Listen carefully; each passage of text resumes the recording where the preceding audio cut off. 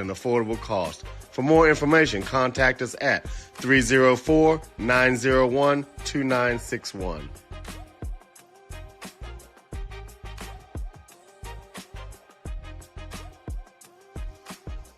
Looking to enhance the beauty of your outdoor space? Look no further than R&L Landscapes. We understand that your outdoor space is more than just a yard. It's a place where memories are made with loved ones and where you find peace and tranquility. Our team of professionals will work closely with you to bring your vision to life. From expert design and installation to meticulous maintenance, we are committed to delivering breathtaking results that will make your neighbors green with envy. With our state-of-the-art equipment, we guarantee exceptional craftsmanship that will withstand the test of time. Contact R&L Landscapes today and let us turn your dreams into reality. Smith Native Bush Insurance has served the Eastern Panhandle since 1869, a family-owned business with locations in Martinsburg on South Queen Street and Charlestown on South George Street. We are able to serve all your insurance needs. Being an independent agency, if we can't do it, nobody can. Call us today for affordable insurance.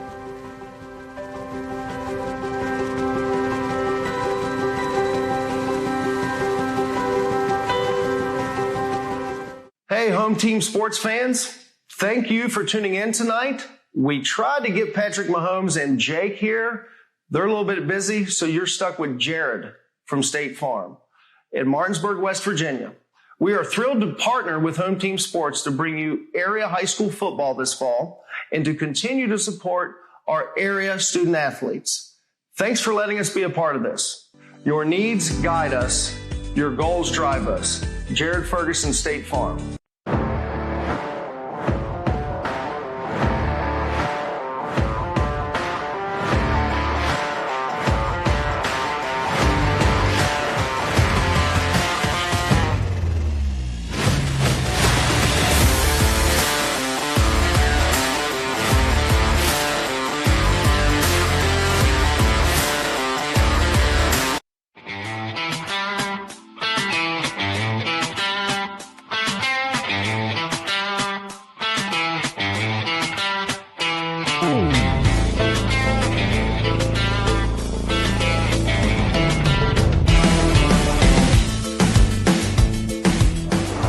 Hi, I'm Jeremy Atkins, broadcast announcer with Home Team Sports TV, sales consultant here at Opeckin Motors. Make a fast break to 838 East Moeller Avenue in Martinsburg. Come see me for a slam dunk of a deal.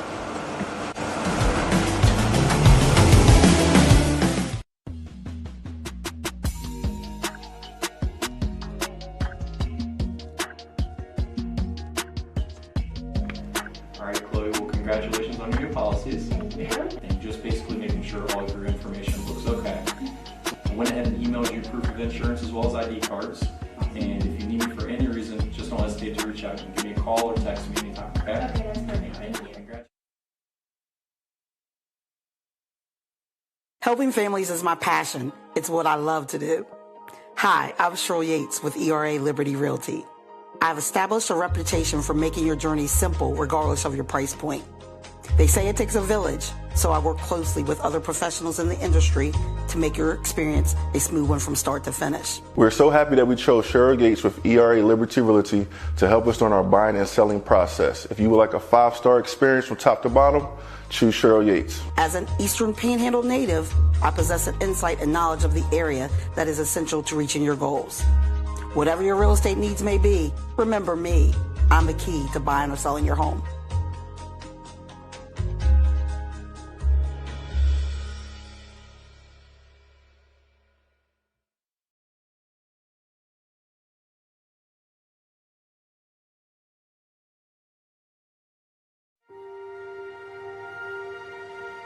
Here at the barn, we have been making dreams come true since 1972, where we help women feel their most beautiful for any occasion, from pageant, homecoming, and prom gowns to walking down the aisle in the perfect wedding gown alongside their bridesmaid and their family.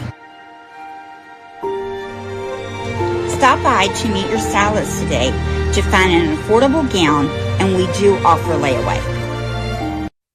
This is Jimmy, General Manager at Ameritech Tire and Auto, here to serve you with all your auto repair and service needs. We are a family-owned business serving our community since 2003. We work on all makes and models, from vintage cars and trucks to collectors to today's latest, newest vehicles. So stop in and see us at one of our 2 locations. See you soon.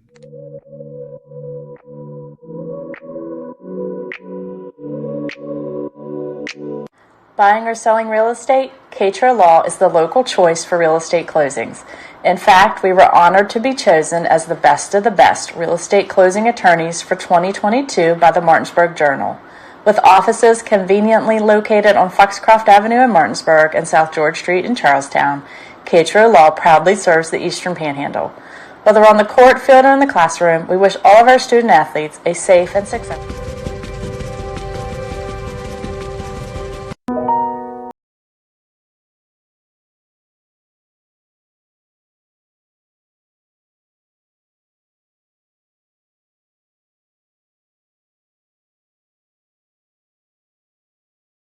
And 1 Spring Mills Cardinals host the 4-2 Frankfort Falcons, traveling here from Ridgely, West Virginia. I'm joined by my partner JD Fritz for what's become a new rivalry since COVID, and Frankfort leads the series 2-1. What do you think, JD? Yeah, Frankfort comes in here with a good 4-2 record. They've had a solid season. They're sitting at, number 10 in Double-A right now, averaging 33 points a game. They are coming off a loss to Mountain Ridge last week, 24-14, but they're looking to bounce back this week against a tough Spring Mills team who's on a 5-game winning streak after losing their opening game to Jefferson this opening season. So it should be a good game tonight. I'm excited and ready to go. Spring Mills trying to keep things going forward, just like you just mentioned, JD. Big 46-0 win over Washington last week, and they've continued to build this program over the last 2 years and making progression. They're ranked 5th in the playoff rankings point system right now, which is the highest they have ever been. They're the number 1 ranked team in the EPAC in those rankings, and if the playoffs started today, we'd have 4 EPAC teams headed into the playoffs. Yeah, that's always exciting. The more teams we get from our area, the better represented we are. Hopefully, the more respect we get up in the Eastern Panhandle here in West Virginia. Sometimes that doesn't always go well. A lot of those teams down south. So it's good. Spring Mills has been on a good roll, and I'm ready to see a good contest tonight. A couple of key players for the Frankfort Falcons. Got Blake Jacobs, the sophomore, who took over as the starting quarterback when Landon Kisner was injured for the first game, and Blake Jacobs has continued in that role. Got Tyreek Powell, a big fullback, and I know we don't talk about fullbacks a lot up here in the Panhandle with all of our spread offenses, but Frankfort runs an old-school wing tee offense. Yeah, you don't see a lot of wing tees as much anymore. Most of these teams are running some sort of spread. Washington, they ran it a few years now, and now they've switched to a spread offense as well. So it'll be interesting to see how Spring Mills comes out on defense against Frankfort, because this is what they do, and they're very good at it. A couple key players for the Cardinals. We always talk about the Andersons. I'm going to talk about a couple different people. Josiah Brown, running back, been coming along. Last year, according to Coach Buddy Hessen, he was nicked up quite a bit. Could never get him quite healthy, 100% for a game. He's created quite a 1-2 punch at the running back position with Alex Eaton, who also plays the inside linebacker on the other side of the ball. He's moved inside from the outside where he played last year. And every game he's continuing to get better, and kind of a player out of nowhere that I think we might see some good play from. He's gotten more and more playing time. Each time that I've gotten to see them, the Jefferson game, he didn't play a lot. Musselman, he played more snaps. Hope Bouquet, wide receiver. Yeah, all those names you just mentioned are definitely key players for the Spring Mills Cardinals, but as you didn't mention, the Anderson boys, especially Max at quarterback, he's just been unstoppable this year, throwing the ball and running the ball. He's really gotten his brother Xavier a lot more involved, and I think that's playing a big part in the scoring output that they've had, averaging 37 points a game this year, much improved since last year. And we can't forget about the two running backs and receivers, Cam Taylor and Keon Mills. They provide a lot of that extra speed on the outside, and Frankfurt's going to have their hands full with those two guys. Yeah, Max Anderson truly has become a dual-threat quarterback this year. Always known as an excellent runner, pick up a lot of yards with his feet. This year he's got the passing game down tight, and as you can say, they're averaging 37 points a game, and he's gotten his brother involved through the air. And we're almost set for kickoff, and Spring Mills is going to kick to Frankfurt. Yeah, back deep for the Frankfurt Falcons is number 10, Blake Jacobs. I can't quite see the other guys. Set to kick for the Cardinals is Fernando Reyes, the junior. A little pooch kick there. And it's taken there by number 58, I believe, of the Falcons. I think Spring Mills was trying to catch him off guard there with a little pooch onside kick and get the first possession of the game for themselves. Frankfurt was able to catch that right out of the air, and they're going to start with excellent field position on their own 41. Get their first drive going and be a little bit different. I don't think we're going to see any four wides tonight, JD. Not with the Frankfurt Falcons, we won't probably. Maybe more on the Spring Mills side. So this wing T is more of a power run offense, as they do have a one wide receiver at the top. As the wing in motion, number 5 to give is to the running back up the middle. He's got room to run over down inside the 40, trying to push for more yards. It looks like that's number 15, Tyreek Powell, on the carry. So a good gain on first down for the Falcons right away. Yeah, you're going to see Powell get a bevy of carries. He's the power back in this offense, and can lay the shoulder into him. Good blocking up front there. Pick up a first down on their first play of the game and move the ball down to the Spring Mills 39. Yeah, so the Cardinals are going to have to work with that. They're going to be running off tackle and up the middle a lot. But with this wing T, it's that ball deception. Where's the ball going? The handoff goes to number 5 off tackle. He's got a little bit of room to run. Looks like he picks up 9 yards down to the 30. That's Cam Layton on the run for the Falcons. So another good gain on first down. Yeah, Coach Hessen, in his career coaching in this area, he's been very successful. Sets out to try to take away an element from the other team and make them one-dimensional. With the wing T, Frankfurt's already kind of become one-dimensional. Looking for Coach Hessen to let the guys loose and pin the ears back. A lot of run blitzing. So quarterback is under center. 2 backs in the backfield with the wing. The give is to the up back. It's is that 15, Powell again. He's got a lot of room here to the near side. Looks like he's close down to the 10-yard line. Marking him at the 11. So another big gain on first down for the Falcons. Max Anderson had to come out of the safety position to help make that tackle, and that's going to set Frankfurt up with 1st and 10 from the 11. So they do have the opportunity to get one more first down before they punch it in the end zone. So 3 big plays, and give credit to that line up front. They're creating a lot of holes for the backs to run through. The quarterback's under center. You can't see him that well. The man number 5's in motion. Spring Mills read that perfectly that time, and maybe he got back to the line of scrimmage there. Was Cam Layton again on the carry. Little wrinkle to the wing T, kind of small jet sweep from the end position instead of coming from the slot or all the way far near side receiver. And the clock is running at 9:50 to go in the first. Play clock at 15. 2nd and 10, and the Falcons come out with 2 wide receivers, one to the near side and one to the far. Still in the wing T set as the carry goes to Powell up the middle. Nothing doing there as the Cardinals stack him up. He might have picked up a yard on the play down to the 10-yard line. That'll bring up a big 3rd down for the Falcons. Frankfort trying to keep their momentum going here. Spring Mills with 2 big plays in a row, making a defensive stand with their backs pinned against their own goal line. So it might be even a bigger 3rd down here, Jeremy, for the Cardinals, since they've been just, giving up chunks of yards here on this first possession. So a huge 3rd down for each team. As Jacobs gives the pitch out to Layton. Not much room out there. Maybe picked up 3 yards on the play. Down close to the 5, call it the 6-yard line. And if I'm Frankfurt, I'm in 4-down territory now, knowing that Spring Mills has a very high-powered offense, and I'm trying to punch it in and not settle for 3. But it looks like they're bringing the kicking team on for a field goal. Yeah, they're going to play it conservative, Jeremy. It looks like they're going to go for 3 and not a 4th and 5 situation here.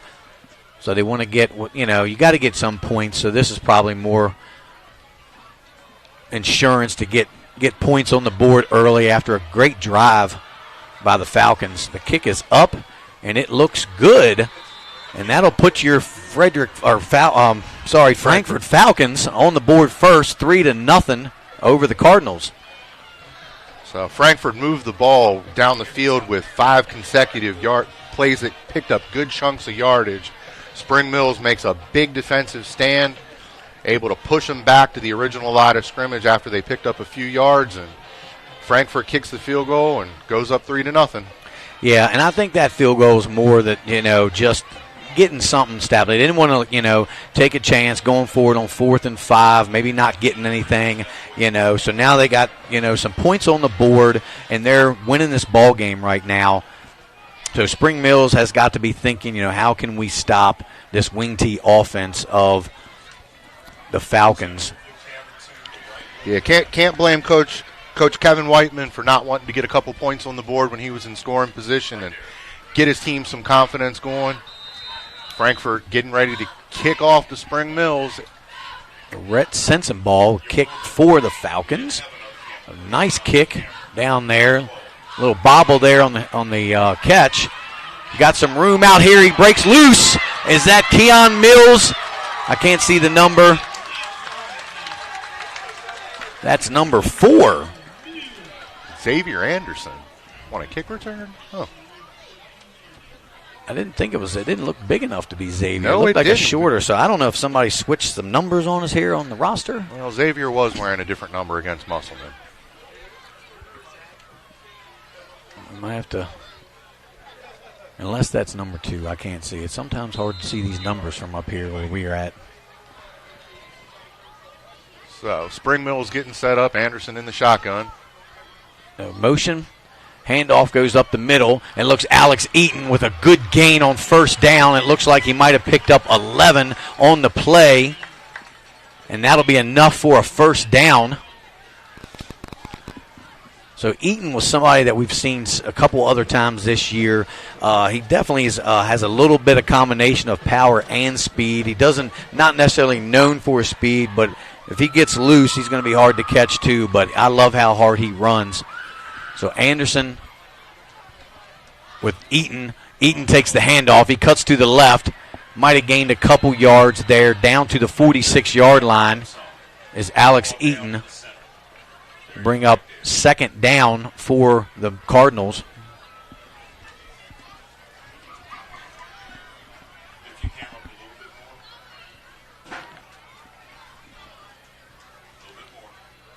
Spring Mills trying to find the recipe to see what's going to work this week. Feeling out the Falcons defense. 2 receivers here to the near side. The give is to Eaton again. He's got a little room here to this side, down inside the 35-yard line, so maybe the 34 goes Eaton again, and that'll be enough for another Spring Mills 1st down. So good hard running by Alex Eaton, who's gotten, I believe, 3 or 4 straight carries now.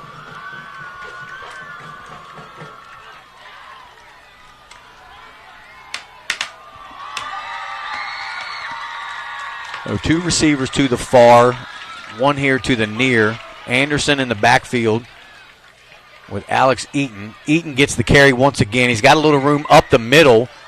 picks up maybe 6 or 7 yards on the play. So Spring Mills starting out with a heavy dose of runs.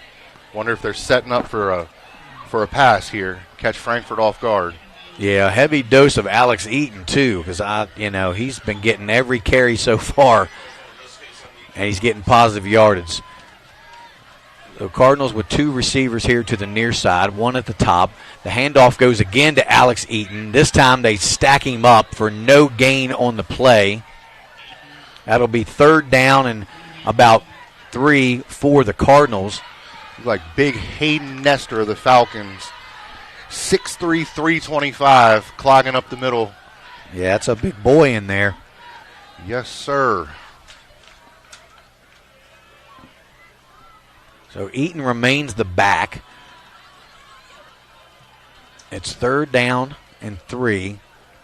Anderson takes the snap. He hands it to Eaton again. Eaton looks like he's got close to the 1st down. We'll see where they mark him. Just inside the 25-yard line. And they're calling it 4th down and short here for the Cardinals. Probably less than a yard. Looks like about a half yard from here. Spring Mill is going to go for it. We'll see if they give it to Eaton again. Eaton with the direct snap, or that's Anderson with a direct snap. Anderson inside the 10. Touchdown Cardinals as Max Anderson takes it in from 24 yards to put the Cardinals up 6-3. Heavy dose of Alex Eaton on every play that first drive. Allowed that deception to happen. Anderson stuck it in Eaton's gut, pulled it back out, went off of his right tackle, and hit the juice and ended up in the end zone. Yeah, that was definitely a good read by Max on that play, because they were definitely keying on Alex that time. I mean, he had 7 straight carries in that drive. The kick is up, and it is good. So your score with 5:15 left to go in the first quarter, Spring Mills Cardinals 7 and Frankfurt Falcons 3. And we're going to take a quick commercial break and hear a word from our sponsors.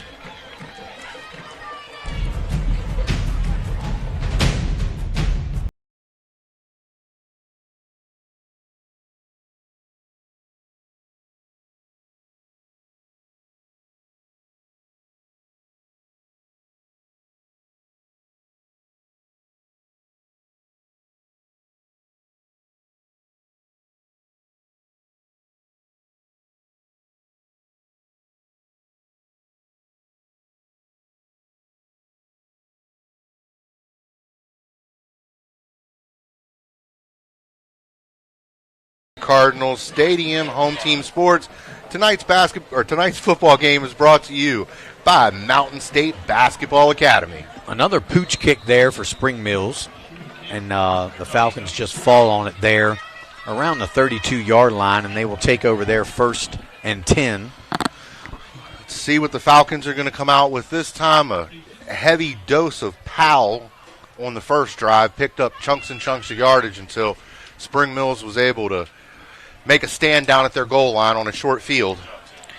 Yeah, Powell and a few runs by Cam Layton set them up perfectly for that field goal. We'll see if they continue to keep the ball on the ground. They do have one receiver here to the near side. That's Cam Lynch.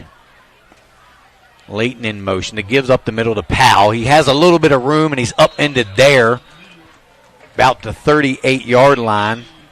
Looks like he might have picked up 6 yards on the play. It was Tyreek Powell. Going to see a lot of Tyreek Powell tonight for the Falcons.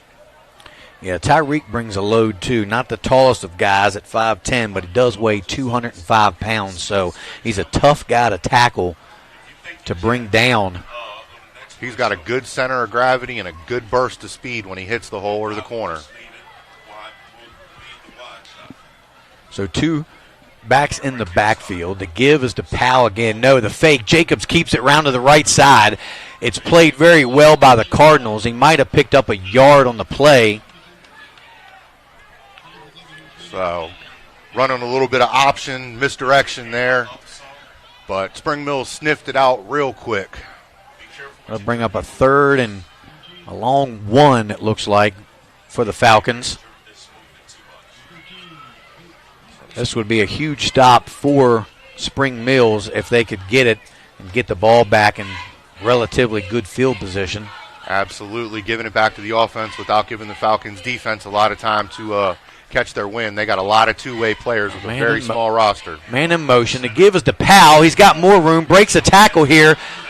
Oh, Powell fumbles the ball, and it's almost recovered by Spring Mills, but ball rolls out of bounds, and the Falcons will remain, still continue to have possession there around the 50-yard line. They're marking it at, I guess, the 49 where he lost the ball. Frankfurt caught a really lucky bounce there. Looked like the Spring Mills player was going to grab it and snatch it in, and the ball must have hit the tip of it and took a quick bounce to the sideline. He was just not able to get to it in time. And Powell had the first down, no problem, but just trying to get some extra yards, and the ball just, popped loose. You got to make sure you hold on to it. So 1st and 10, we're in the wing tee. Layton in motion. The handoff goes to Layton to the right side. He's looking for a little room. He might have gotten 2 yards on the gain inside the 50 down to the 49-yard line. Goes Cam Layton.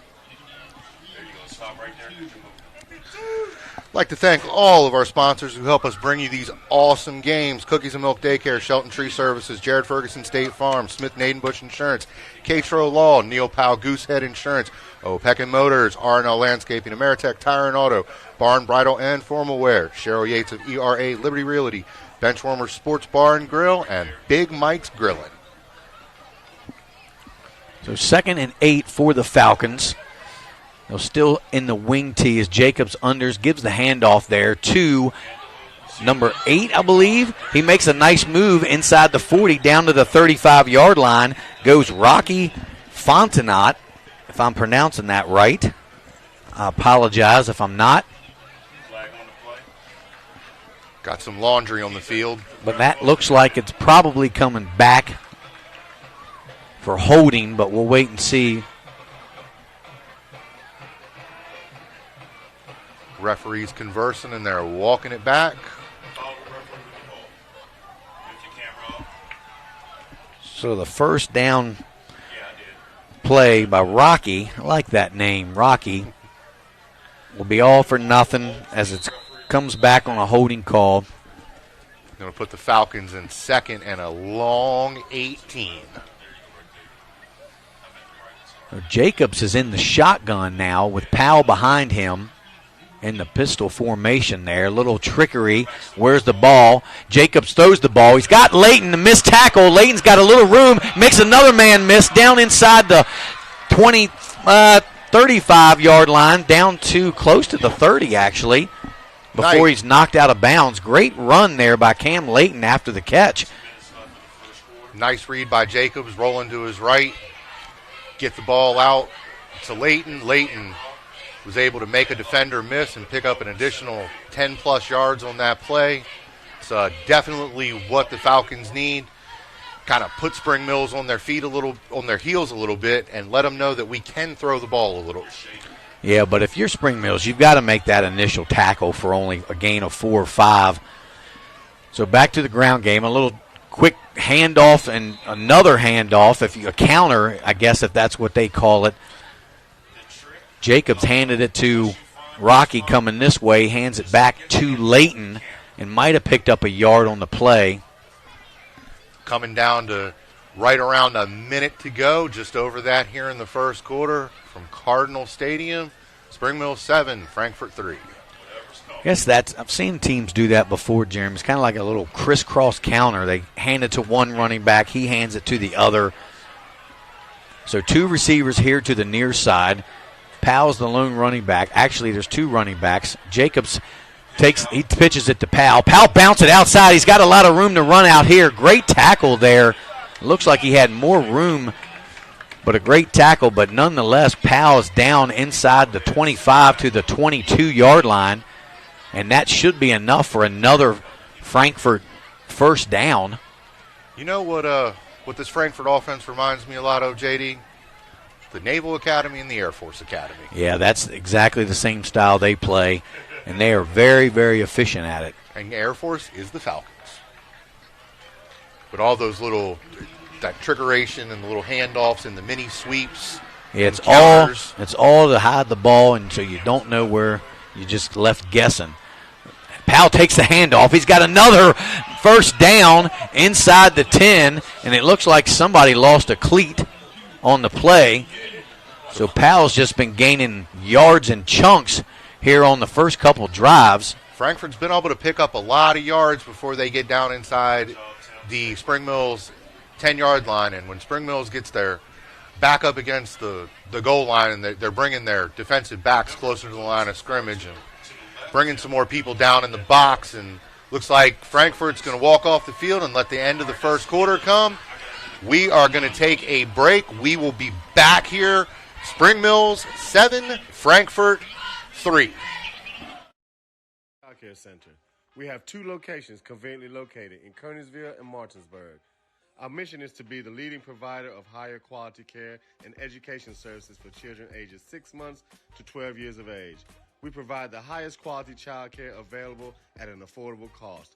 For more information, contact us at 304-901-2961.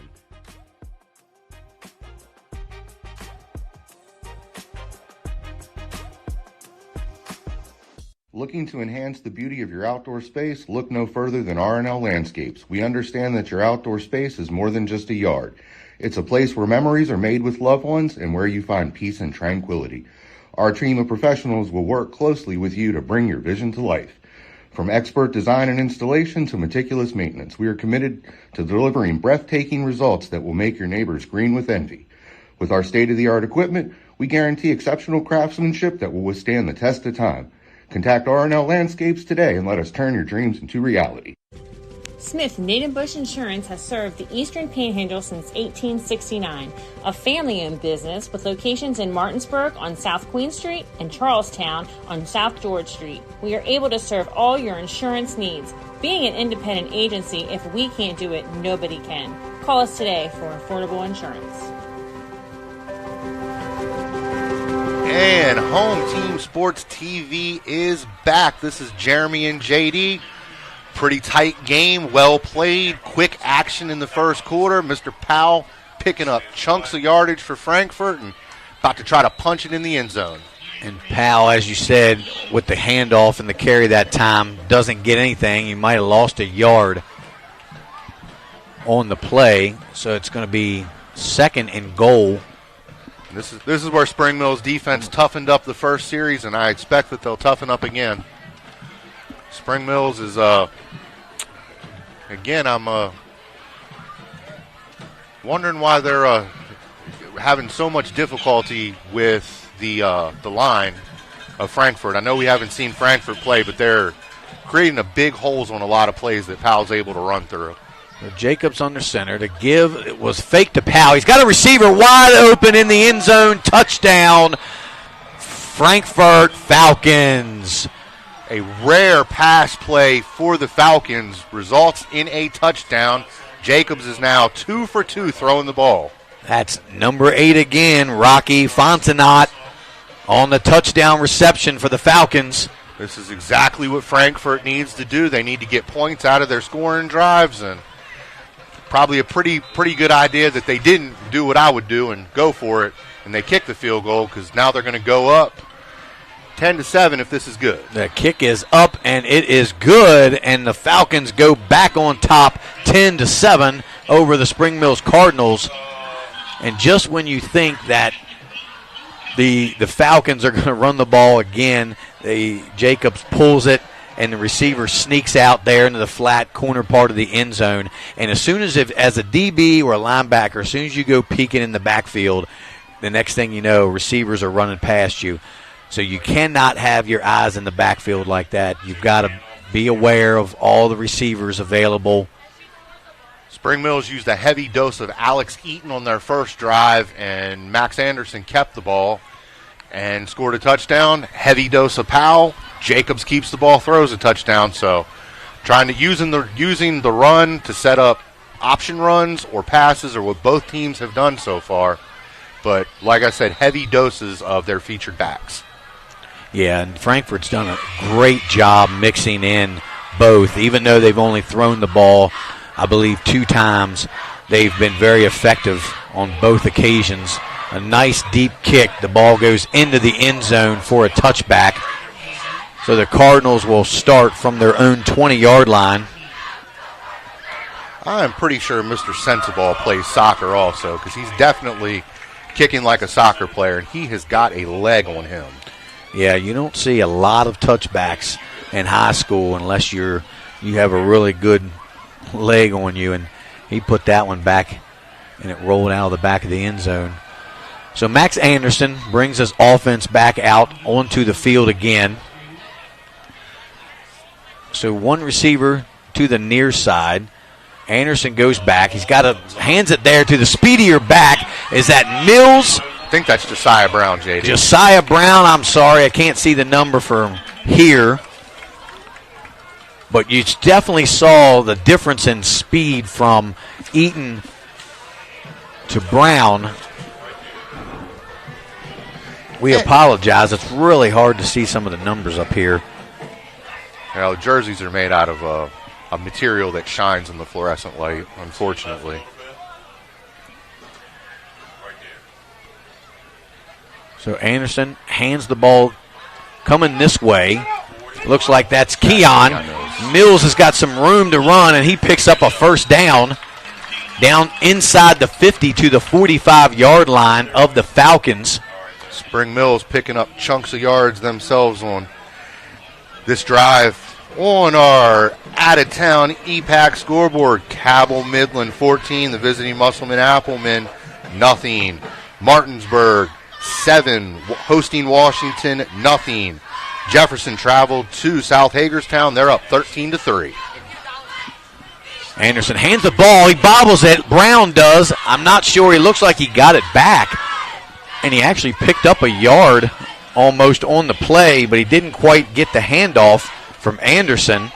Headsy play by Josiah Brown there. There was a lot of blue helmets, light blue helmets, hovering around that ball there. Lucky he was able to get it back. Nothing the Falcons would have liked more there than to turn the Cardinals over.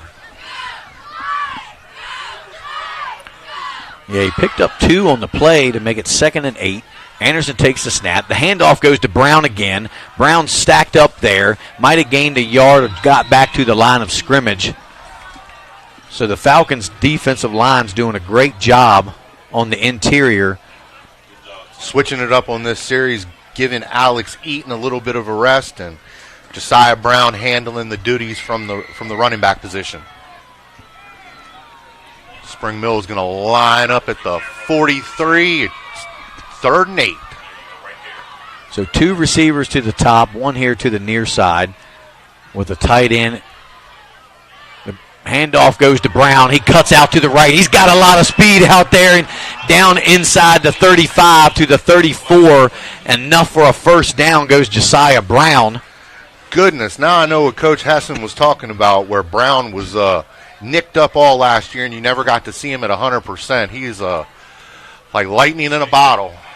Yeah, he's definitely got an extra gear that Eaton doesn't have, but Eaton definitely has the power. But, Jeremy, we got a flag on the play, so it looks like this is going to be coming back. Spring Mill's kind of shooting themselves on the foot on that play. That's going to be, looks like a holding penalty. Looks like walked it back 10.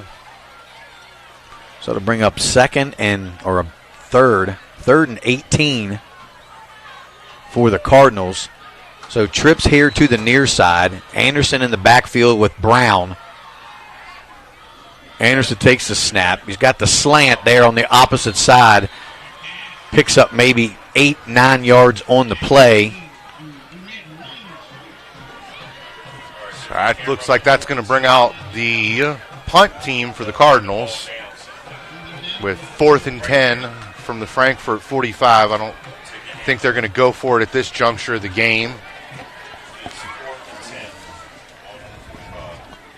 Yeah, I'm surprised they haven't. Max has not tried to go look to the way of his brother. It's like Jacob Nethin back in single safety, bobbles the ball, and he got it back. Defender, he bobbled the ball, and it looked like the Spring Mills looks like he snatched player it took it right out of the air and landed on it, but he lost it and gave it right back to the Falcons, who got it back. So they got a big break there, but they will start deep in their own territory at probably the 6-yard line. Mega huge break for the Falcons. Turnover there would have been costly for them after they were able to stop Spring Mills on that last drive and kind of take possession of the possession game, so to speak. Yeah, that almost cost them a lot right there. 93 yards and 8 minutes and 39 seconds to go for the Falcons in the first half. Rocky in motion. The give, it looks like the quarterback might have kept the ball and still driving as Jacobs picks up probably 5, maybe 6 yards on the play on first down. It's something we haven't seen them do thus far, but quarterback sneak on first down is able to pick up good chunk of yards, 6 to be exact, 2nd and 4 from their own 12. So that gives them a little more breathing room out to the, like you said, the 12-yard line. So the Falcons with Powell in the backfield in the 3-point stance. The give goes to Rocky. He's got some room to the left. He cuts up. He's got the first down. Still continues to drive. Not going down. Frankfurt being very effective again this series against Spring Mills. So a good run there by Rocky Fontenot again to take the ball out to the 23-yard line. Yeah, and I read a couple newspaper articles at Ridgely about Frankfurt's game since we didn't have any game tape on them, no chalk talks this week. And what I did see is you're going to see 3 or 4 people carry the ball, and all of them are going to have 25-plus yards at least. Yeah, they definitely mix it up, keep the defense guessing so you're not keen on just one guy. Obviously, it looks like Powell's their main guy, but they've brought in Rocky and they've brought in Cam Layton, and they've all gotten carries. So it's good that there's for them to spread the ball around a little bit just to keep Spring Mills on their heels. Yeah, and with such a small roster, I think you want to try to keep people as fresh as possible too, because a lot of these skill position players are going to play both ways for both teams tonight. You're going to see Max and Xavier Anderson on both sides of the ball. You're going to see a lot of Frankfurt players, especially the linemen, going each way. Yeah, and they definitely don't have a deep roster. As you can see, they have the 11 players on the field, and then it only looks like maybe 15 players on the sideline available for them tonight. It looks to me like aside from 3 or 4 sophomores, including the starting quarterback Blake Jacobs, this is a very junior and senior heavy roster. So maybe they just don't bring a bunch of JV guys with them because they can only get up one bus to make the trip. Yeah, that might be the case. Could definitely be a cost-effective measure there. So Cam Lynch, the single receiver here to the near side. Powell's in the backfield. The give is to Rocky again. He cuts up to close to the 30-yard line. So they're really mixing it up. We got Rocky getting the ball with Powell and Layton as well, and Jacobs on the quarterback keeper a couple plays ago. Frankfurt been very effective on offense their first 3 possessions of the game, and one of the things I know they like to do, and they're doing it with great success tonight, is we are just about a half hour into this game, and there's only 6 minutes and 50 seconds to go in the first half. Keep that clock running. So the give here goes to Layton. He's got some room and blockers. Nice tackle there. Looked like he was going to go for a good gain, but he's cut down there on the play. Looks like number 20 for the Cardinals. That's Eaton. That's Isaiah Eaton, I believe the brother of Alex Eaton.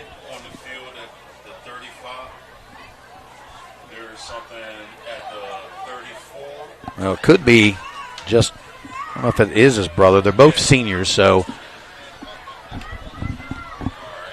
third and a short 2 here for the Falcons.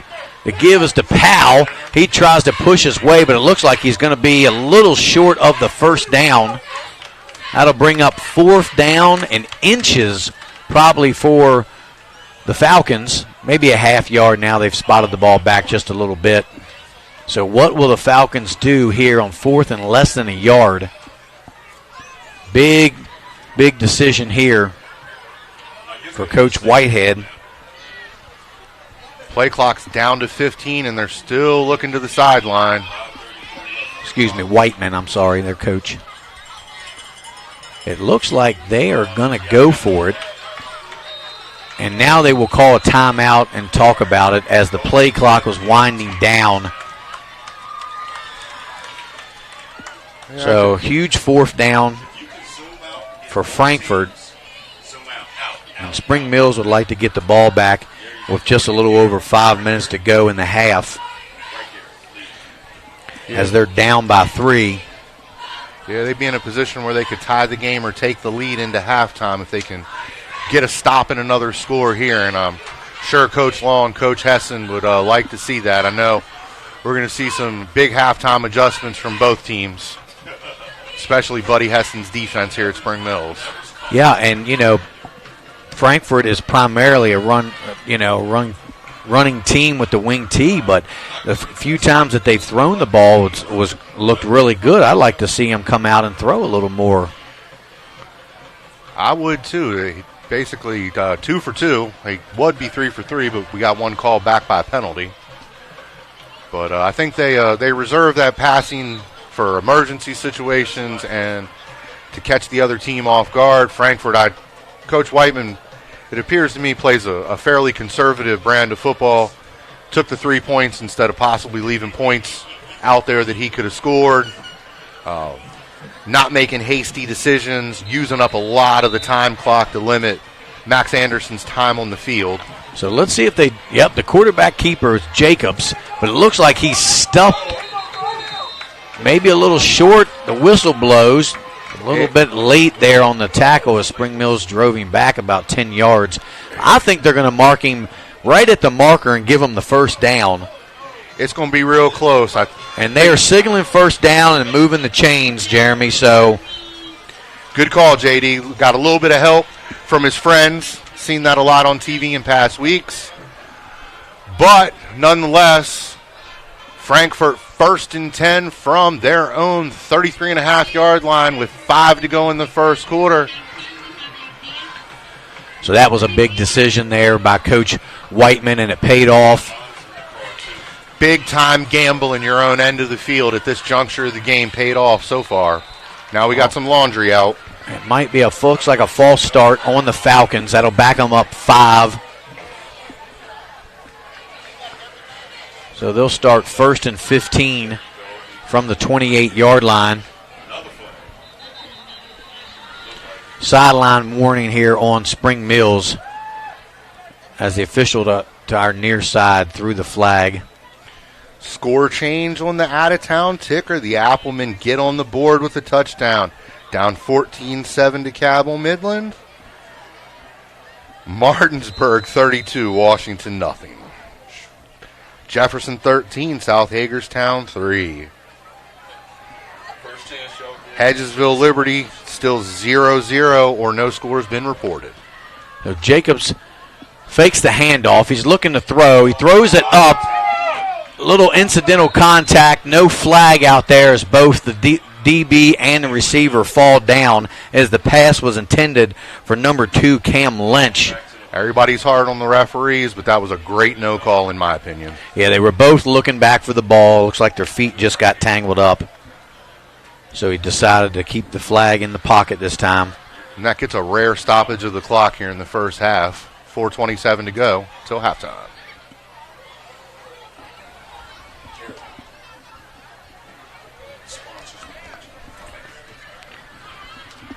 Should be 2nd and 15, I believe. They have the markers first. And there's another flag. It looks like it's going to be offsides on the defense. So they'll get that 5 yards back. So now it'll be 2nd and 10. Yeah, it's really hard to see the down marker on the far side of the field. Instead of the number being orange, it's white. I didn't even realize it was over there when it was in the middle of the crowd of all the Frankfurt coaches and players. So it does look like it's 2nd and 10, though. So they've just moved back and now moved forward without actually running a play. Still have 4:27 left to go in the half, so plenty of time for the Falcons to do something here before the half. Still time for Spring Mills to get them off the field, Jacob too. They got gives a couple to the timeouts. up back, and that's Powell. Powell carries the ball for about 5 yards to the 38, and there's another flag. So we'll have to wait and see what this one is about. And what was a tight game has gotten a little sloppy here in the last minute. Yeah, a lot of flags coming out. There's a personal foul on the Cardinals. That's going to be costly for them. So a big penalty there. And they walk it across the half of the 50-yard line. So another first down without actually having to run a play. Well, they did run a play, but I think it was a personal foul after the play. You get the 15 yards added to the run.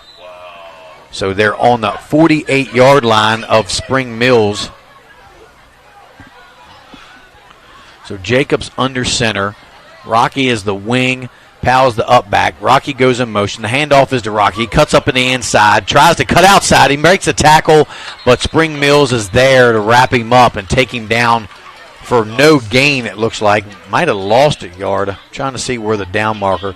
He lost maybe 2 yards on the play. He lost a couple there. They're marking him now at the 49, so that would be a loss of 3 yards. It looked like he got back to the line of scrimmage, broke a tackle, tried to bounce it outside, ran back a little too far, was able to not gain any ground. And Jacobs, Leighton in motion. He's back to pass. He's setting up a screen. It's read well by Spring Mills, and another big loss for the Falcons as Powell caught the pass but immediately wrapped up. Was that Max Anderson on the tackle? He read the play perfectly. Looks like Spring Mills wisely going to use a timeout here and stop the clock at 2 minutes and 29 seconds. I'd like to thank all of our partners who help bring you these games every Friday night. Cookies and Milk Daycare, Shelton Tree Services, State Farm, call Jared Ferguson, Smith Nadenbush Insurance, Catro Law, Neil Powell, Goosehead Insurance, Opecan Motors, R&L Landscaping, Ameritech Tire and Auto, Barn Bridal, and Formal Wear. Mountain State Basketball Academy, Cheryl Yates, ERA Liberty Realty, Benchwarmer Sports Bar and Grill, 50-cent wings on Tuesday night, Big Mike's Grillin'. As we get close to halftime, that will be brought to you by Ameritech. So 2:29 left to go in the half. We have a big third down and 14 for the Falcons on their own 47. So they've had 2 negative plays back to back as Frankfurt. So Jacobs in the pistol with Powell behind him. Rocky's in motion. Rolls to the near side. He has nobody, and he's sacked there at the 40-yard line. Just didn't have anybody to throw to. Cardinals defense coming up big. It looks like we're going to get Spring Mills using their final timeout to stop the clock with 2 minutes and 20 seconds and give their offense some time to work with and try to tie this game up or take the lead into halftime. So it looks like the Cardinals have already made a few adjustments on defense for that pass as Jacobs rolled out looking for a receiver and just nobody in the area. And that's what you call a coverage sack, Jeremy. Just nobody to throw to. You run out of time. I guess he could have thrown it away, but the pressure just was in his face, and down he went. Yeah, that was tough for Frankfurt. They moved the ball well up until 3 plays ago. And Spring Mills able to sniff out everything they were doing and backed them up. They had advanced the ball out to the 48-yard line of the Cardinals after that 15-yard penalty they picked up. But Spring Mills defense pushed them right back to their side of the field, and Frankfort's going to be forced to punt when we get back under action, and Spring Mills has a hair over 2 minutes to put some points on the board. Yeah, that was definitely the Cardinals' best defensive series by far. And now they'll get the ball back with just a little over 2 minutes. And it's like Keon Mills back in single safety. The snap is muffed. He gets it away. Great effort to get it away, but it does take a Spring Mills roll, and they're going to mark it there about the 44, 45-yard line, and they will take over 1st and 10 with 2:10 left in the half. So not a perfect situation for the Falcons on a bad snap, unless the snap wasn't that bad. It's just they must mishandle the ball. Oh, that snap hit the ground about 4 feet in front of front of Cam Lynch, and he scooped it up off the ground and rolled to his right and was able to get a nice rugby kick off. Probably the best kick I've seen so far this season in that situation where you had to roll out and kick it. So Anderson with Brown in the backfield. Anderson's back to pass. He throws deep, overthrows his receiver out there. He was well covered on the play. So that'll bring up 2nd and 10 with the clock stopped at 2:04.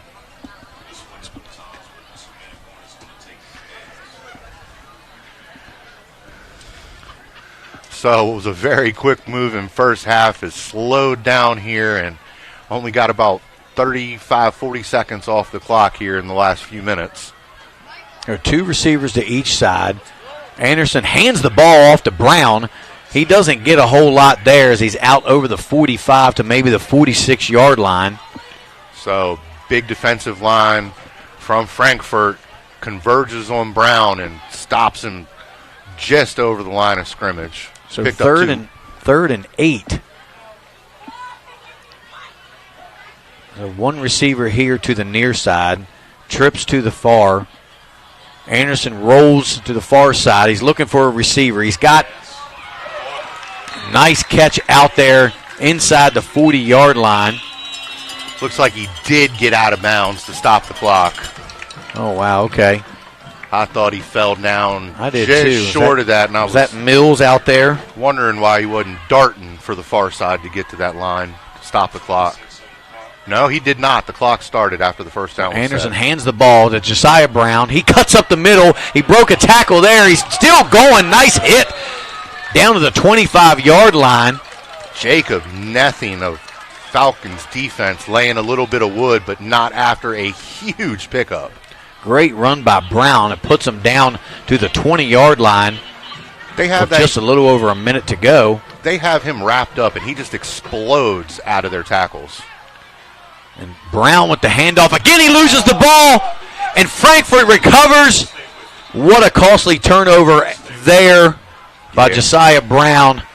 Yeah, I think Spring Mills was driving and was going to put some points on the board, but lucky bounce and in the right place at the right time for Frankfort, and they're able to recover that fumble and get possession back. There's just a minute here to go in the first half, and I think Frankfort's probably just going to run the clock out here and head into halftime with the 10-7 lead. Yeah, that's just unfortunate for Brown. You know, he had a little bit of room, and he was trying to get some extra yards, and the ball pops out again.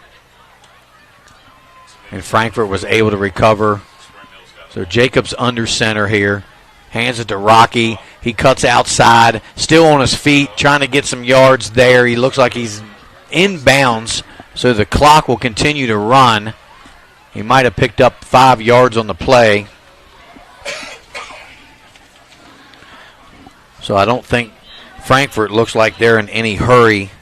No, they just need to take one more snap, and that'll run the clock out. And as the conservative decision that they have made the first half, I kind of assumed that's what they would do. And Spring Mill is going to get in the locker room and make some adjustments. So Powell on the handoff. Spring Mills takes that. It looks like they recovered the ball as Powell didn't quite have the handoff. They got through there so quickly. I do not know why they did not just take a knee, JD. That was a huge turnover for the Falcons, and now Spring Mills will take over on the 23-yard line with 19 seconds left. So that changes everything. Big changing of the tide right there. Yeah, I would have just even kneeled on the ball. I would have took 2 knees. I wouldn't have even run a real play. So Max back to pass. He's under pressure. He rolls out to the right. He's got some room. He's going to run out of bounds there inside the 20-yard line. Ran out of bounds by Nesker. They're going to mark him at the 11. So second down. I'm sorry. They're marking him at the 19-yard line. The official on the side judge keeps moving. So at the 19-yard line with 12 seconds to go, I don't know if Spring Mills has any timeouts left. They do not. They used their last 2 when Frankfurt was punting. Anderson rolls here to the near side. He's looking for a receiver. He throws it up. Good defense there, knocked away. Rocky Fontenot.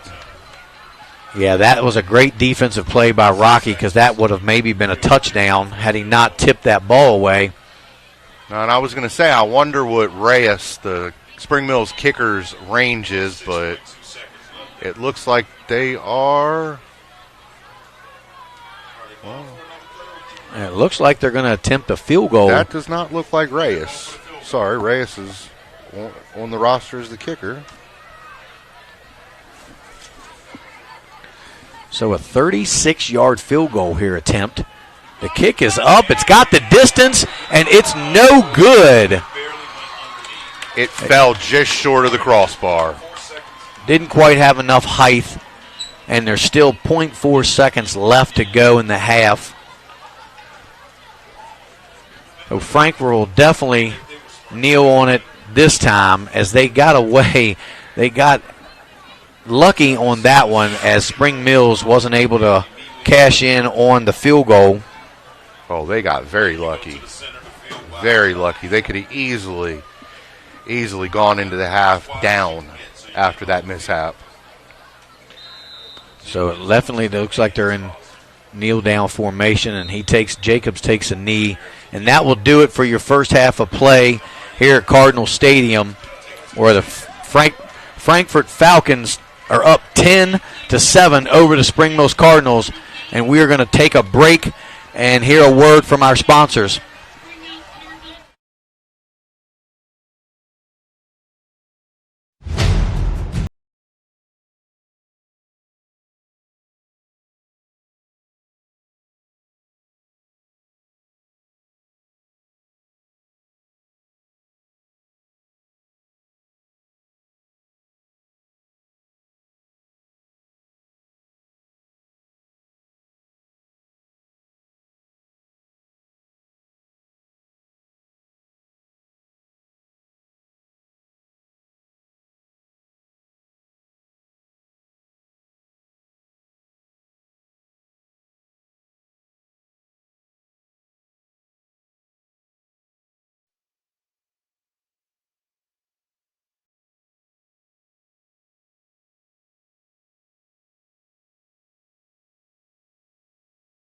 Welcome to Cookies and Milk Child Care Center. We have 2 locations conveniently located in Kernersville and Martinsburg. Our mission is to be the leading provider of higher quality care and education services for children ages 6 months to 12 years of age. We provide the highest quality child care available at an affordable cost. For more information, contact us at 304-901-2961.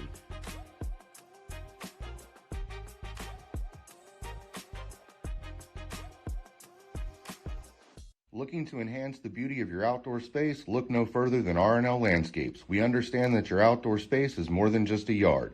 It's a place where memories are made with loved ones and where you find peace and tranquility. Our team of professionals will work closely with you to bring your vision to life. From expert design and installation to meticulous maintenance, we are committed to delivering breathtaking results that will make your neighbors green with envy. With our state-of-the-art equipment, We guarantee exceptional craftsmanship that will withstand the test of time. Contact R&L Landscapes today and let us turn your dreams into reality. Smith Native Bush Insurance has served the Eastern Panhandle since 1869, a family-owned business with locations in Martinsburg on South Queen Street and Charlestown on South George Street. We are able to serve all your insurance needs. Being an independent agency, if we can't do it, nobody can. Call us today for affordable insurance.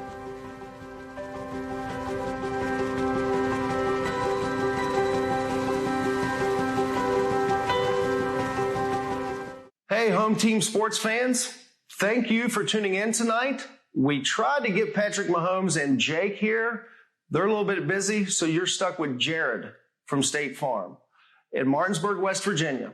We are thrilled to partner with Home Team Sports to bring you area high school football this fall and to continue to support our area student athletes. Thanks for letting us be a part of this. Your needs guide us. Your goals drive us. Jared Ferguson, State Farm.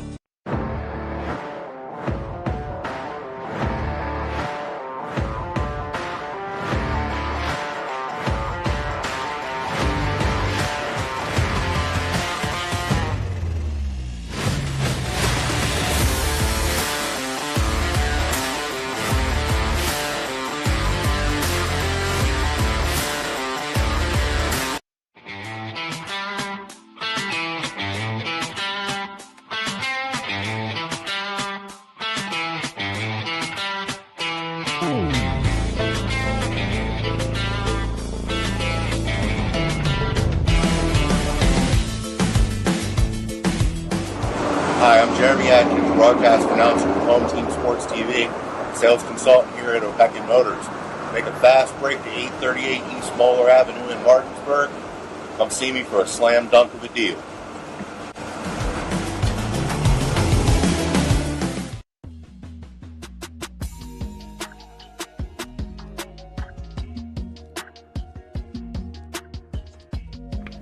All right, Chloe, well, congratulations on your new policies. And just basically making sure all of your information looks okay.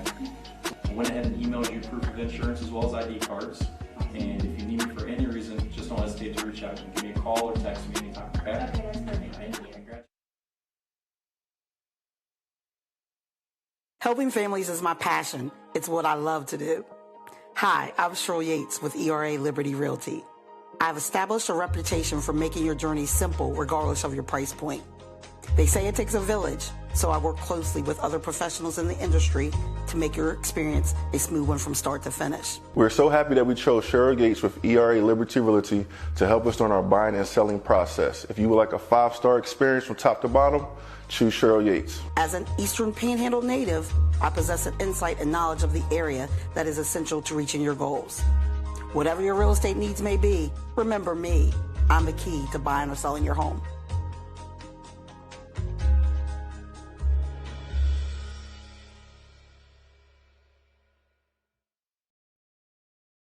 They have 8 of them already, 9 of them.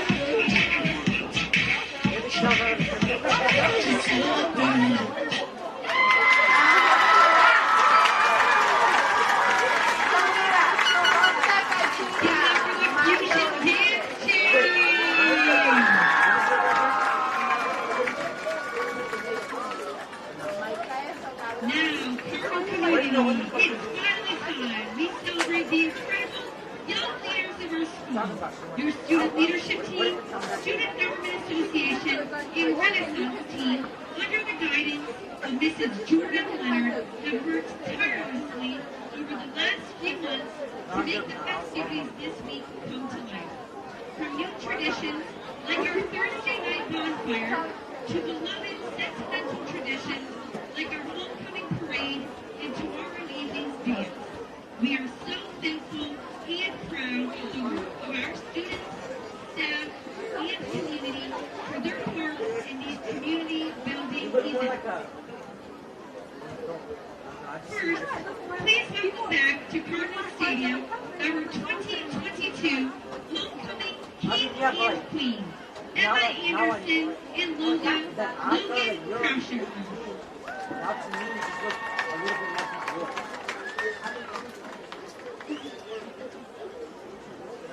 Thanks for the wave, guys. Now let's meet our King and Queen candidates. Declan Werner, escorted by his parents, Amy and Todd Werner. Declan is a member of our varsity track and football teams, serves as the vice president for our FFA, plays on our lacrosse I'm working on team, I'm working on and it. is the vice president of his 4-H chapter. You talk to the enemy. Lily Isbell, escorted by her parents, Wendy and Thomas Isbell. Lily is a member of our French Club, dedicated member of the Student Government Association, Caring Cardinals, Board Game Club, and served alongside the Children's Miracle Network.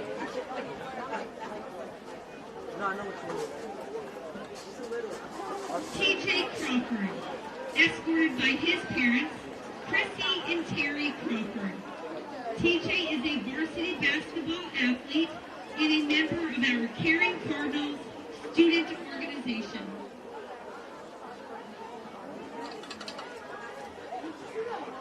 Carissa Ring, escorted by her parents, Dawn and David Ring.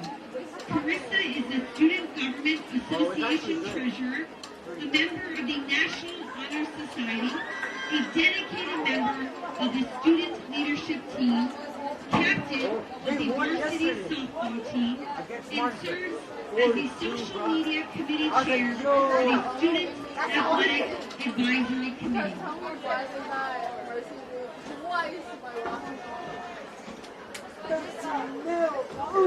Alicia Johnson, escorted by her mother, Tolerance Wolfman. Alicia is a captain of both our varsity track and varsity cheerleading teams. She is an off-speed track and field athlete 3 years in a row, serves on the athletic council, is an integral member of the Student Leadership Renaissance team, and serves as a student liaison on the Berkeley County Schools Superintendent Advisory Council.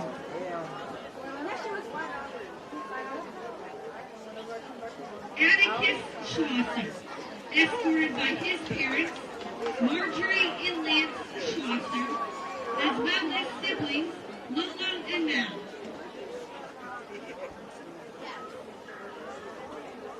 Atticus is a captain for our lacrosse team, 2-time state swim champion, dedicated member of the Student Government Organization, and an essential member of the Student Leadership Renaissance team.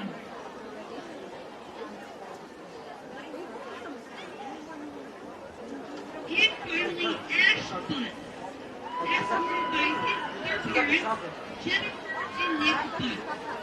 Ash is an AP art student, member of the National Art Honor Society, talented writer, and is an active member of the SMHS Thespian Troupe.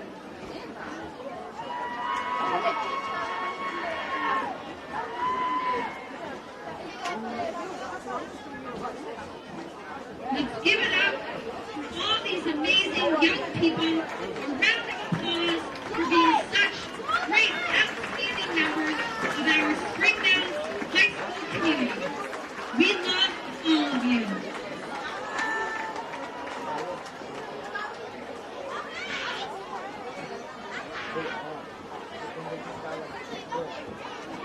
And now, can we get a drum roll in the stands?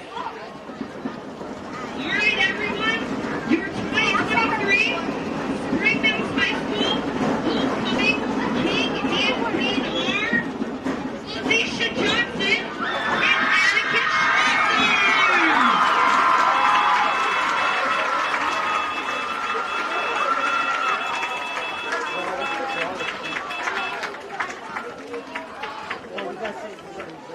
Congratulations, Alicia and Anakin. Thank you so much to our entire course. We hope everyone is enjoying Homecoming 2023. Thank you for your support and enjoy the rest of our homecoming football game.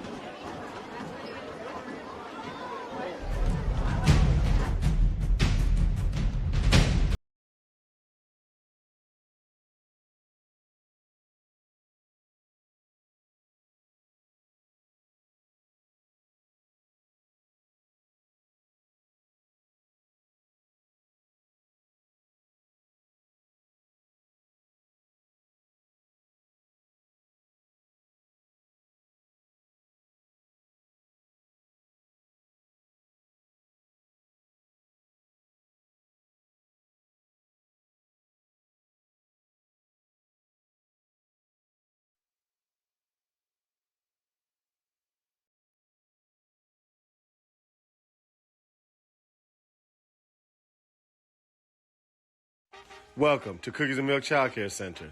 We have two locations conveniently located in Kernersville and Martinsburg. Our mission is to be the leading provider of higher quality care and education services for children ages 6 months to 12 years of age. We provide the highest quality child care available at an affordable cost. For more information, contact us at 304-901-2961.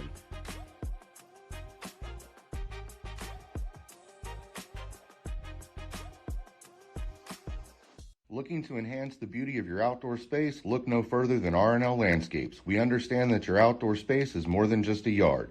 It's a place where memories are made with loved ones and where you find peace and tranquility. Our team of professionals will work closely with you to bring your vision to life. From expert design and installation to meticulous maintenance, we are committed to delivering breathtaking results that will make your neighbors green with envy. With our state-of-the-art equipment, we guarantee exceptional craftsmanship that will withstand the test of time. Contact R&L Landscapes today and let us turn your dreams into reality. Smith Native Bush Insurance has served the Eastern Panhandle since 1869, a family-owned business with locations in Martinsburg on South Queen Street and Charlestown on South George Street. We are able to serve all your insurance needs. Being an independent agency, if we can't do it, nobody can. Call us today for affordable insurance.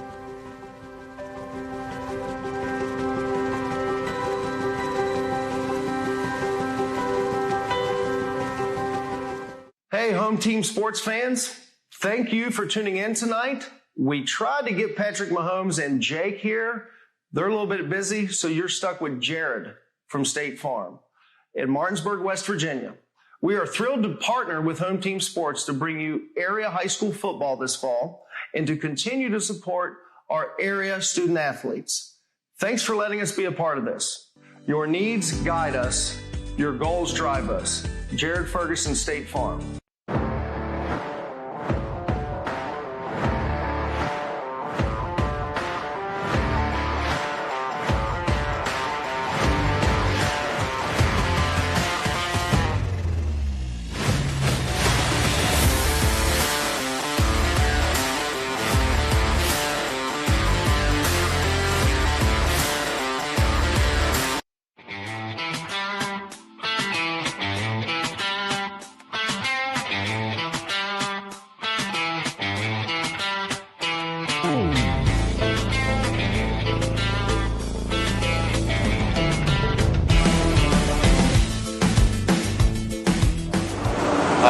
Jeremy Atkins, broadcast announcer of Home Team Sports TV, sales consultant here at O'Pekin Motors. Make a fast break to 838 East Moeller Avenue in Martinsburg. Come see me for a slam dunk of a deal.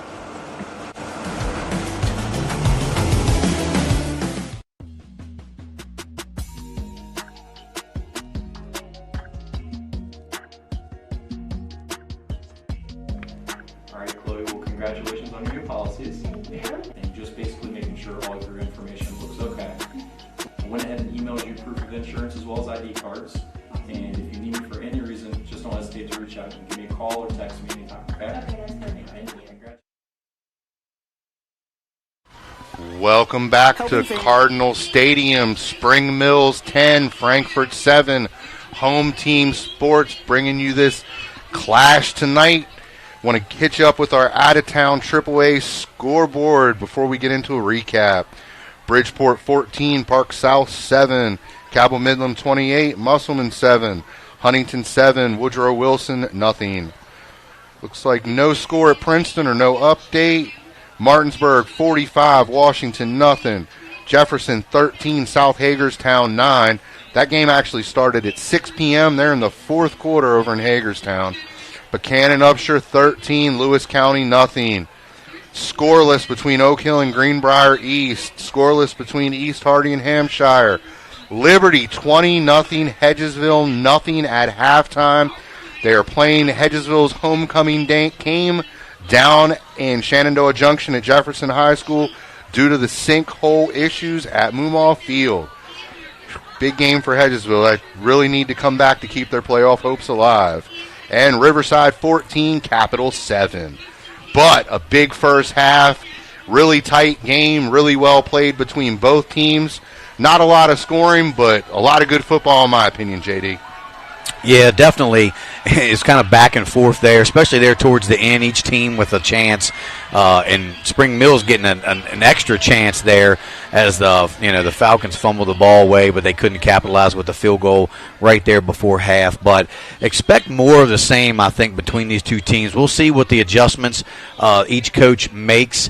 I'm kind of curious as if the Falcons would maybe put the ball in the air a little bit. I know Spring Mills is capable of throwing the ball more, so I expect that out of them as well. Probably a little more, some more of Alex Eaton again in this second half, as they were going with. It seemed like Alex kind of took most of the carries there in the first quarter, and Josiah Brown the bulk of the carries in the second. So I don't know. They'll kind of do that running back by committee. And as far as the Falcons go, they had a great ground game going with Powell and Layton early on, and then in-game adjustments. I think Spring Mills kind of started, figuring some things out. So the second half is definitely going to be a little interesting to see who did make some adjustments and what's going to work for both teams. Want to shout out all of our home team sports fans at home who are watching the game, posting on Facebook from near and far around the state and hopefully even further away. Got some great comments out there. One gentleman had kind of what I talked about a lot at the beginning.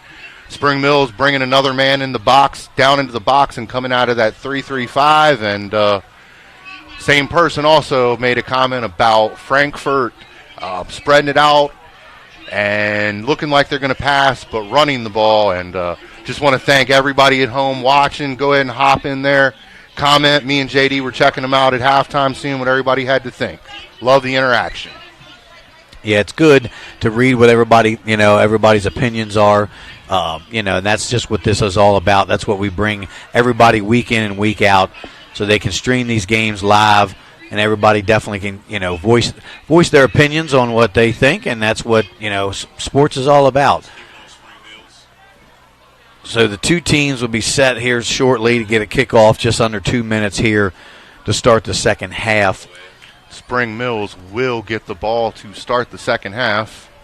Yeah, and I think it's really key, Jeremy. I mean, I've talked about it before, other games we've done. When you're down and you've kind of had a back and forth and not everything is going exactly how you want it, it's really important sometimes to come down and get points on this first opening drive of the second half.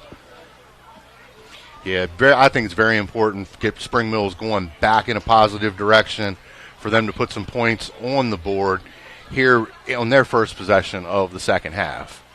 I kind of thought we'd see a little more scoring, honestly, between definitely with Spring Mills, as they're averaging almost 40 points a game, and Frankfurt's averaging 33 points a game themselves. So both teams can really light it up on the scoreboard, but so far it's been more of a defensive battle between these two teams. And our viewers at home can't see it, but Frankfurt's kicker out there taking some practice kicks between the upright, and from about 40 yards, his first two were fairly accurate. That young man's got quite the leg on him. That's Rhett Sensabaugh. As I mentioned, I thought he was a soccer player, getting a little bit of stretching in before he kicks off. Had an elongated halftime. We're here for Spring Mills homecoming tonight. Had the homecoming chord and get announced at halftime. So Frankfurt's about to tee it up. Spring Mills will receive again. Deep back to receive the kick. Looks like it's Keon Mills along with Josiah Brown. So I think Frankfurt's going to try to want to continue that what they did good. They tried to throw the ball there from midfield in the final minutes of the first half, trying to get down the field and get some points on the board when they didn't have a lot of clock to work with. I feel like when they get the ball back on offense, they're going to want to continue to try to get the ball back in the hands of Tariq Powell, Landon Kisner, Rocky Fontenot. All of them carried the ball quite a bit with a lot of success in the first half. So a nice deep kick to start this opening half. It rolls into the end zone once again. And as you talked about, Sensabaugh, he definitely has a good leg on him, as that is his second touchback of the game. So the Spring Mills Cardinals will start from their own 20-yard line. You know, Jeremy, I haven't seen much of Xavier Anderson. And, you know, our roster we had before had him wearing number 4, but whoever's wearing number 4 today doesn't seem quite as tall of a player. I don't know if that is Xavier or not, and if it is, he definitely has not been involved as much in this game as we've seen in past games. It's hard to say. As I stated in the Musselman game, we had some confusion with the same thing, so I'm not sure what's going on there with the jerseys. I know in years past in the playoffs, we've had some people switch numbers around and such, trying to confuse people. Right. But it also looked to me like it might have been Anderson who missed the field goal at the end of the first half, because it was number 4. Right. So Brown starts the opening half, so we're not sure if something's going on with Eaton or not. Brown takes the hand. Oh, no. It's picked off by Rocky. I thought he handed it off. He could have cut back. So Rocky Fontenot. I'm glad you remember that, because I can't quite remember that. I can't forget that name, man. Yeah, Rocky Fontenot with the interception for the Falcons. On the first pass of the second half, Anderson gets picked off. Not sure which. It looked like one of the Frankfurt defensive linemen got a hand on it and deflected it a little bit. And Mr. Fontenot was in the right place at the right time and going to give Frankfurt the ball back. And I know that makes the Falcons happy. Good field position. 35 to go to get in the end zone. So Jacobs comes out under center. 2 backs in the backfield with the wing. It goes to Powell, the up back. He bounces outside. Is stacked up there. Maybe a gain of 1 on the play for Tyreek Powell. Falcons looking like trying to get back to what they were successful with in the first half. Misdirections, a lot of doses of Tyreek Powell. So Powell only able to pick up 1 there. I know Coach Hessen's going to come up with some big adjustments coming out of halftime and see how Frankfurt's going to adjust to that, or if they had some wrinkles they planned on changing to keep Spring Mills on their toes. Yeah, so 2nd and 9 for the Falcons. 2 backs in the backfield. Jacobs under center, takes the handoff. He gives it to number 8, Rocky Fontenot. He breaks a tackle, cuts up inside. He's Fontenot. He's in the open. He's going. Touchdown, touchdown Falcons. Rocky Fontenot escaping, getting elusive, broke a couple tackles, scampered about 35 yards for the touchdown. puts Frankfurt up 16-7. And in the 3 games these teams have played since COVID, even though Frankfurt is a AA school with only 457 students, they've played Spring Mills tough, and they continue to do so tonight. Big play by Frankfurt's defense helps the offense put a touchdown on the board. Yeah, Fontana's not a big guy, but he was able to break a couple tackles, bounce to the outside, and score. And he's also scored the first one, so he is definitely one of their go-to guys here this game. Got a flag down on the field. It looked like the Cardinals jumped early. So we'll see if they move the ball up a little bit and retry the extra point. And that's what they'll do, half the distance. So Sensenball will retry for the Falcons. The snap, hold, the kick is up, and it is good. So your score, 17-7 in favor of the Frankfurt Falcons. And tonight's game is brought to you by Mountain State Basketball Academy. Thank you very much to the rest of our advertising partners, Cookies and Milk Daycare, Shelton Tree Services, State Farm Insurance, call Jared Ferguson, K-Tro Law, Neil Powell Goosehead Insurance, OPEC and Motors, need a new car? Call me, Jeremy Adkins, R&L Landscaping, Smith Naden Bush Insurance, Ameritech Tire and Auto, Barn Bridal and Formal Wear, Cheryl Yates, ERA Liberty Realty, Benchwarmer Sports Bar and Grill, and Big Mike's Grillin'. Well, that was a big, big turnover, and they turned it into points, and that's always what you need. You pick off a pass, and the same man, Rocky Fontenot, was able to take it in for the score. So he came up huge for the Falcons on that series. Didn't call his name and number a lot in the first quarter, but in the second quarter and the beginning of this third, we sure have. And another touchback. So Sensenball is booting the ball, and he's putting it right where Spring Mills is, and that time he booted it to the left side, and it rolls into the end zone for a touchback. You can't ask for anything better than that if you're a kicker. Not to be a smart aleck, but out of 450 kids, they got a kid who can kick the ball that good, and we got 6 kickers in the EPAC who aren't quite that good. Kids are rare talent. Definitely. So Anderson with Josiah Brown takes the handoff, cuts up the middle. He's got a little bit of room out there to the outside. Might have picked up 5 yards out to the 25. And Frankfurt has kind of silenced the Spring Mills Cardinals fans over here, at least underneath the press box and student section close to us. They are pretty hyped up after homecoming court was introduced in the whole halftime show, but they've quieted down. The 2nd and 5. Anderson will take the snap, direct snap to himself. He takes the ball. He's got some room. He cuts up out to the outside, still on his feet, and knocked out of bounds, but not after a first down for Max Anderson. They'll mark him at the 44-yard line. So good gain there on 2nd down goes Max Anderson.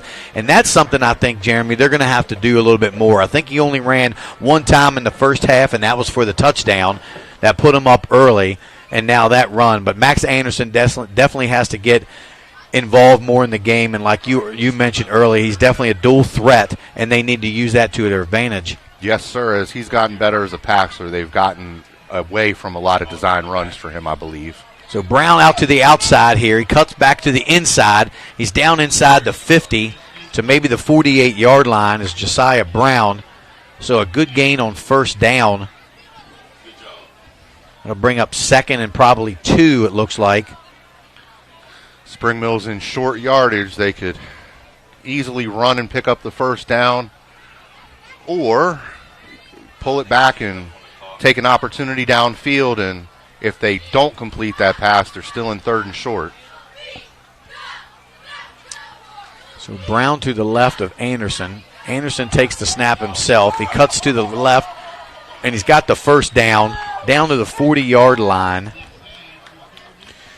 Cardinals going back to things that have worked in years past for them on offense, more like a wildcat Max Anderson. than what we saw most of the first half. And honestly, the two games I've seen Max play this year, he played more of a traditional quarterback role. Yeah, I like to see Max get out and run, when necessary. Mix it up, just keep that defense. I think now it is kind of necessary because Spring Mills was kind of stagnant on offense after their first drive. Brown takes the handoff. As far as he's scoring. Stacked up there. He might have picked up a yard on the play.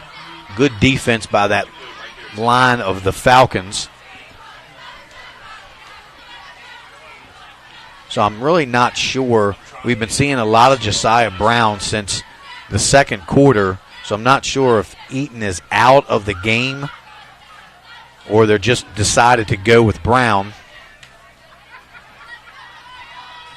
And I think I may have spotted Anderson on the sideline in street clothes. Yeah, I see him down there too. So maybe that's not number 4 we're seeing. So Anderson fakes the handoff. He takes it himself. He's got some room down inside the 20-yard line is Max Anderson. Big pickup and another first down for Spring Mills. Heavy dose of Max Anderson has the Cardinals in scoring position. Yeah, a lot of heavy dose of Max Anderson this drive. I think that's maybe something they talked about at halftime and made the adjustment. Like, look, let's put this ball in Max Anderson's hands. He's our guy, and let's let him go win us the ball game. So Anderson takes a snap again. He cuts up to the middle. Not as many yards there. He might have picked up 3 yards on the play down to the 16-yard line. Well, this is a super important drive for the Cardinals, in my opinion. They got to take some points out of this. They're down 10. And the type of game that we're playing now, not a lot of clock stoppages, unless you're going to have a penalty flag, rare incomplete pass, rare someone getting out of bounds. One of the quicker games we've done this season. So got to take advantage of the opportunities when you have them. So Anderson takes the snap. He looks to pass. Now he looks to run. Up the middle goes Max Anderson. Picks up another 3 or 4 yards on the play. That'll bring up 3rd and 2 for the Cardinals. Big play for both teams. So I don't know if that was a design play, kind of a draw, or if he just didn't see an open receiver and decided to tuck it and run it. But either way, he picks up positive yards and a 3rd and manageable for the Cardinals. There's Brown to the left of Anderson, who takes the snap again. He cuts up the middle. It looks like he dives over the first down inside the 10 down to the 9-yard line. And that'll be another first down for the Cardinals. Going to set up with 1st and goal from just about the 9-yard line. Clock's winding halfway through the 3rd. 6 minutes to go. Spring Mills breaks the huddle. So 2 receivers here to the near side, 1 at the top. Anderson takes the snap. He hands it to Brown. Brown dances around up the middle. Good pickup there on 1st and goal for a Josiah Brown, who gets down inside the 4, maybe the right at the 5-yard line.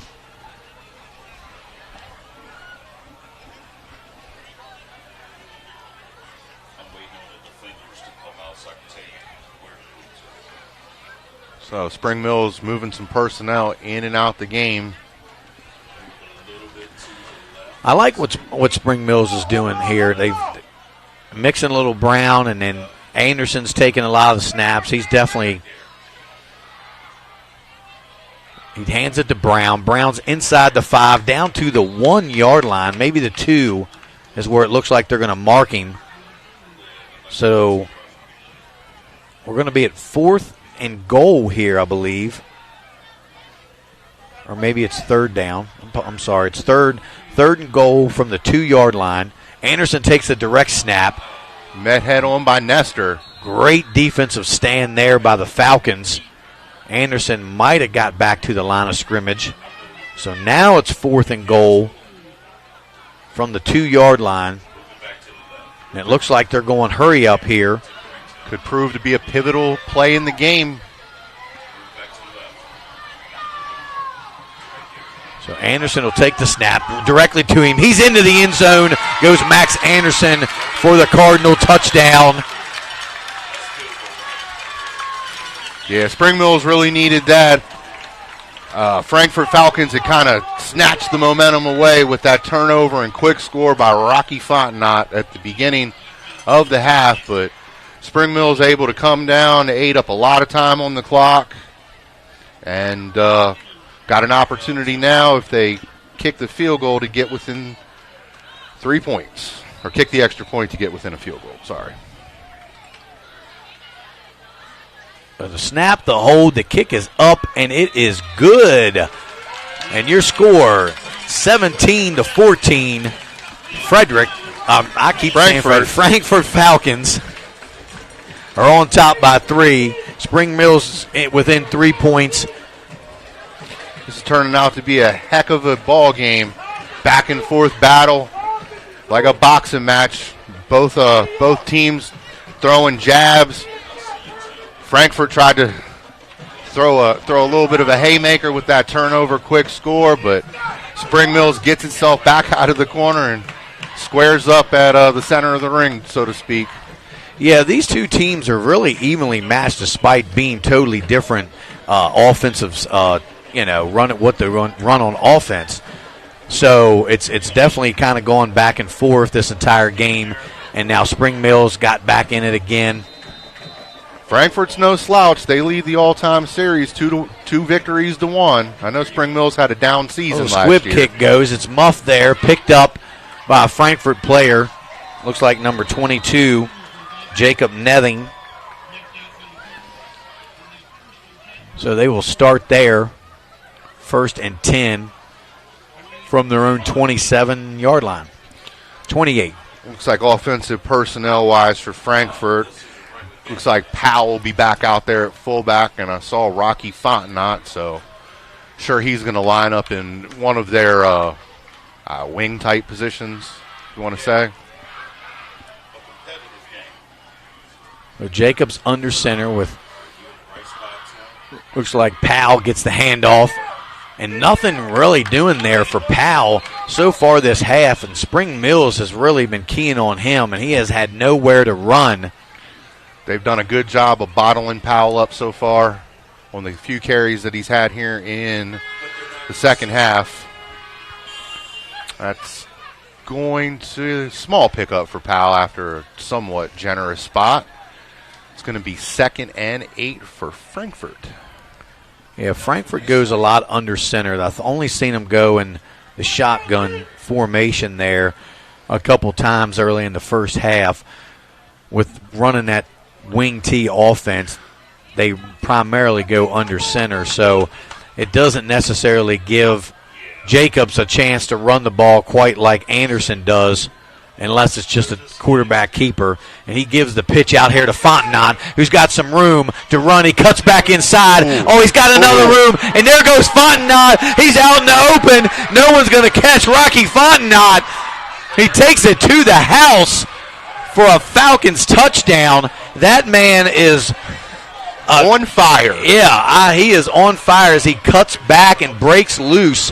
It just seems like he's got some kind of butter on him. Nobody can seem to grab a hold of this kid, and he just squirts loose from the Spring Mills defender. He got the Tecmo Super Bowl Barry Sanders shakes. What a run there by Rocky Fontenot. Not 1, not 2, but 3 big plays in the last 9 minutes of the game. 1 interception and 2 touchdowns for Rocky Fontenot. And that's actually, I think, his 3rd touchdown of the game, as he was the one that caught the one in the corner end zone. Right.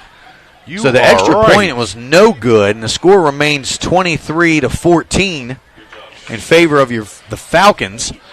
While we wait for Frankfort to kick off, tonight's game is brought to you by Mountain State Basketball Academy. Shout out Brantley Osborne.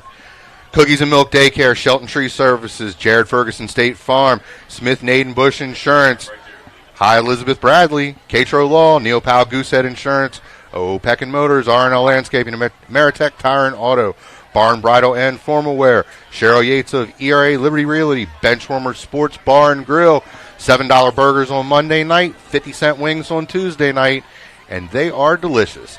And my man Big Mike's Grillin'. Wow, this has turned out to be quite the exceptional game tonight, JD. Yeah, it's definitely picked up quite a bit.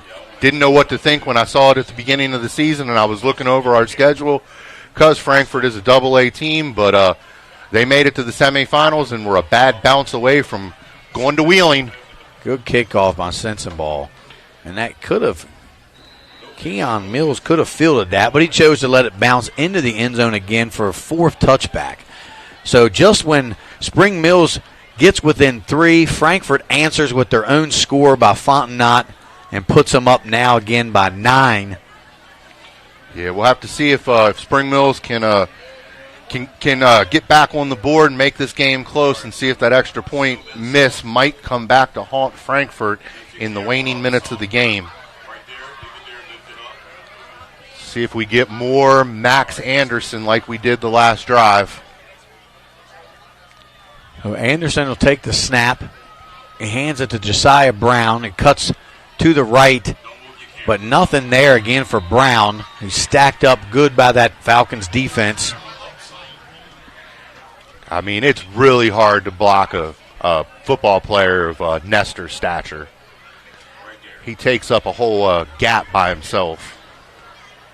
And now that we know that Xavier Anderson is not playing, that's huge in their passing game, as he's been their number 1 receiver all season long. Oh, huge on defense. He's a great edge rusher. Anderson rolls to the right. He's looking for a receiver, and it looks like he's got his man enough for the first down there along the sideline. Not sure if that's Mills or not. Going to move the sticks, though.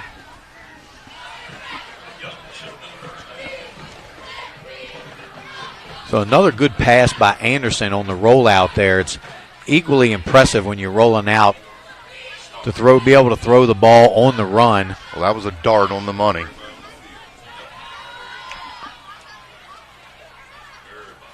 So Mills in motion. He sets up in the slot here to the near side. The handoff goes to Brown. He comes to this side. He cuts back inside. He's out over the 40, tackled there to maybe the 43-yard line. Another good run by Brown and a first down for the Cardinals. Jacob Nething over there on the sideline. He didn't make the tackle, but he bounced him back inside, so he couldn't get to that corner, and bounced him right back into the Frankfurt defenders, who were able to make the tackle. Does move the sticks, though. Spring Mills trying to get some momentum going here. So Anderson rolling to the right again. He takes the direct snap, cuts up the field, and he's tackled there. Not too many extra yards for Max Anderson on that play, but he does manage to pick up 3 and bring up 2nd and 7.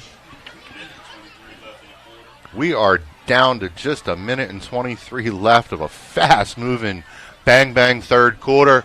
What was kind of a grinded-out first half turned into a mini shootout in the third quarter. Yeah, a lot of big plays here in this third quarter. So 2 receivers here to the near side for Anderson. He's back to pass. He's looking for a receiver. The ball goes deep. He's got Mills. Mills makes the catch over the shoulder and into the end zone for the Cardinal touchdown. What a great catch by Keon Mills.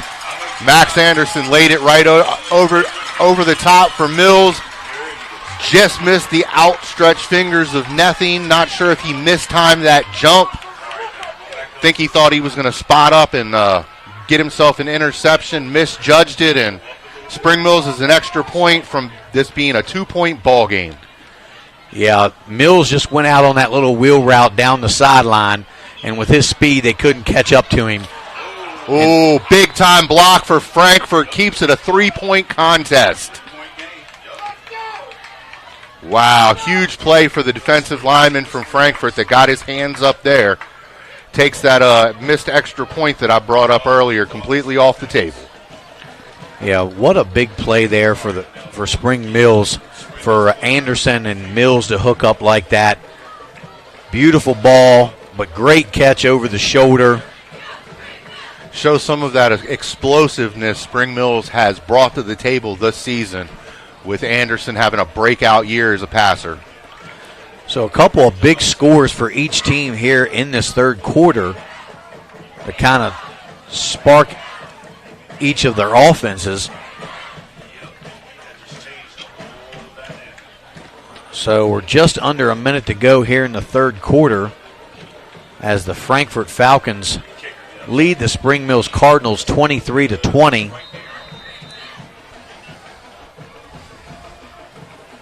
Cardinals will kick off. A good kick there. Fontenot will take the ball straight up the middle. He's got a little bit of room. It looked like he was going to break loose for a second again. He's out to the 38-yard line, and the Falcons will take over there. Spring Mills has to take note of number 8. He can find a small crease on the field and make a lot happen. He's shifty. Think he definitely buttered up, as you said earlier. He's just a slippery guy. Not a big guy at 5'8", 155 pounds, but very effective, and he's got good speed. So we'll see if the Falcons can answer once again. Jacobs under center with Powell directly behind him. The handoff goes to Powell. He gets hit initially, but he pushes forward for it looks like maybe a gain of 5 or 6 on the play out to the 45-yard line. So they'll give him 6 yards on the carry. Clock down to 25 seconds. Doesn't look like Frankfurt's in any hurry to run another play, and they're going to take a little bit of rest and flip the field around and come back for this final quarter here from Spring Mills, the Cardinal Stadium, with the third quarter coming to a close. The visiting Frankfurt Falcons 23, Spring Mills 20. We'll be back after a word from our sponsors. To do. Hi, I'm Cheryl Yates with ERA Liberty Realty. I've established a reputation for making your journey simple regardless of your price point. They say it takes a village, so I work closely with other professionals in the industry to make your experience a smooth one from start to finish. We're so happy that we chose Cheryl Gates with ERA Liberty Realty to help us on our buying and selling process. If you would like a 5-star experience from top to bottom, choose Cheryl Yates. As an Eastern Panhandle native, I possess an insight and knowledge of the area that is essential to reaching your goals. Whatever your real estate needs may be, remember me. I'm the key to buying or selling your home.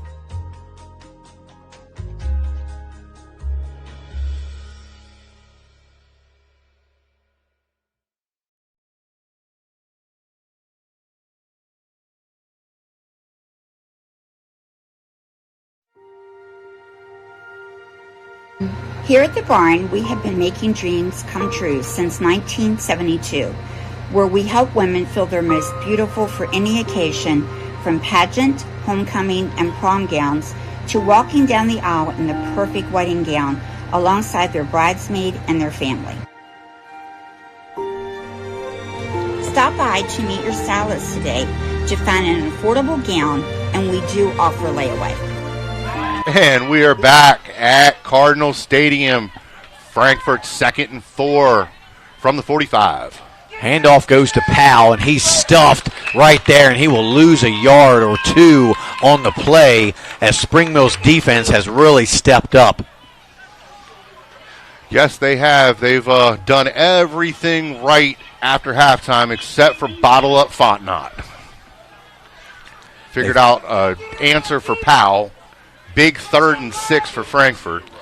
Yeah, I feel like Frankfurt's going to be setting up that pass again, though, because they've run the ball, a lot to Powell for minimal gains. They haven't gotten Cam Layton involved in the game in the second half. And as I say that, the pitch goes to Layton. He finds a little room outside, and he takes it out there. Now, is that Layton or is it Fontenot? Well, let me see.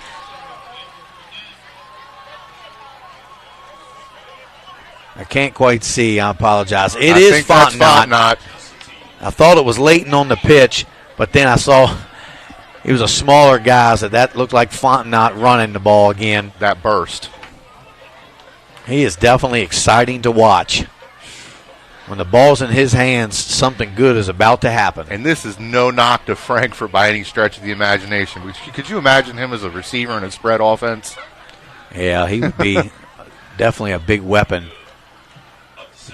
Goes up the middle with Powell, and nothing there again as he just gets back to the line of scrimmage. And, even though Frankfurt only has a 3-point lead, their style of football very conducive to leading in the fourth quarter, taking time off the clock. They'd like to add another score and get back out to a larger lead than the 3 points that they have now, but winding that clock down and keeping Max Anderson off the field is always a positive thing. So Jacobs under center again. The give. Oh, no, it's a fake handoff. He's got a receiver, but he just can't quite get it to him. And there was Cam Layton. We haven't said his name yet this second half other than the one I thought it was him, and it was Fontenot.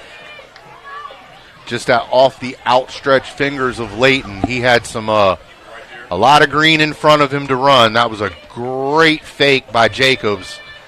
Good concealment of the ball. Had a lot of the Spring Mills fans and a few of their players tricked.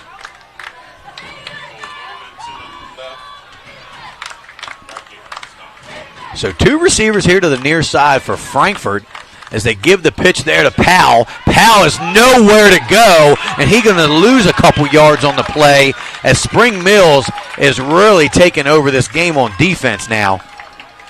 Big stand by Spring Mills forces Frankfurt into a 4th and long. Going to give them no choice but to punt, I believe.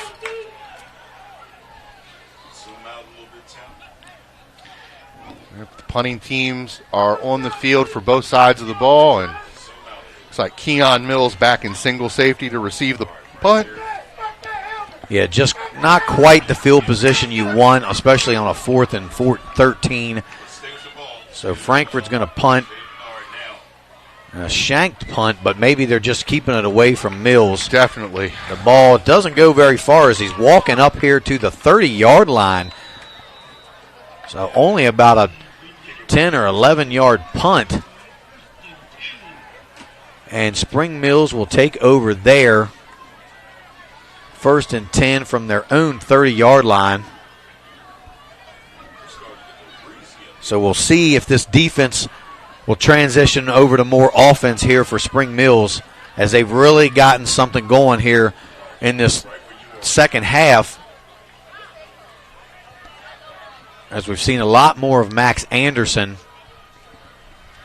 Anderson with the hard count.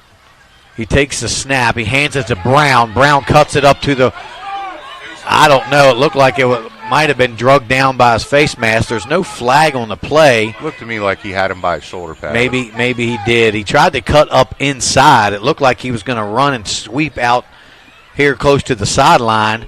Well, for the sake of the referee side judge that's on the near side closest to us that was staring right at the play, I certainly hope that was not a face mask.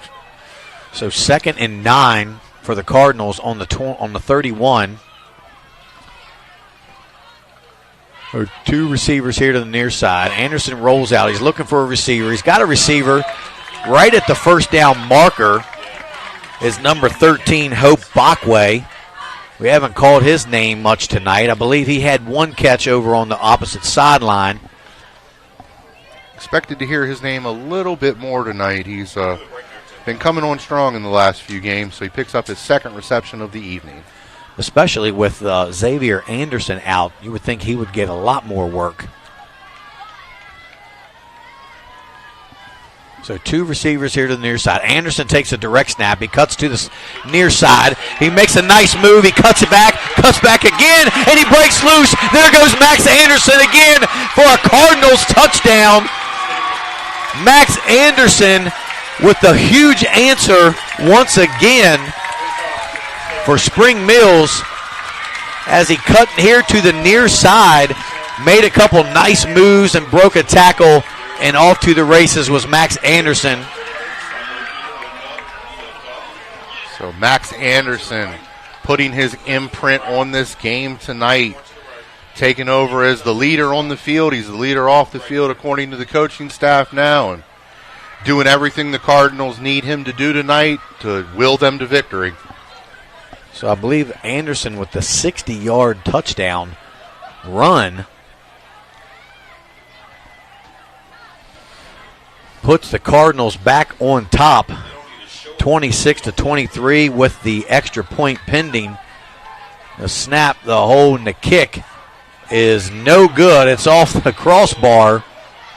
So the score remains Spring Mills 26 and the Falcons 23.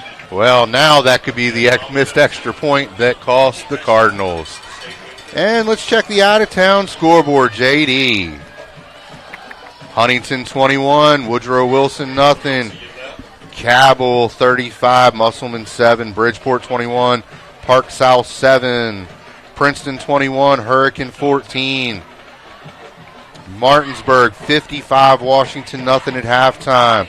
Jefferson picks up the 34-0 win to go to 4-2 over South Hagerstown.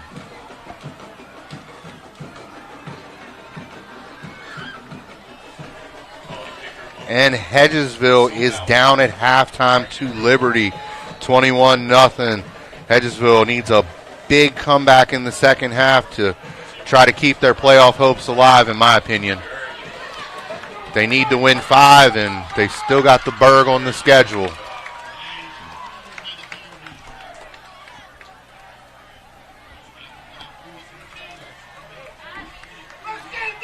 So the Falcons will take over there on their own 24-yard line. Or no, they're backing them up to the 22-yard line, looks like.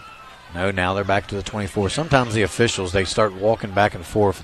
You don't know where they're going to spot the ball.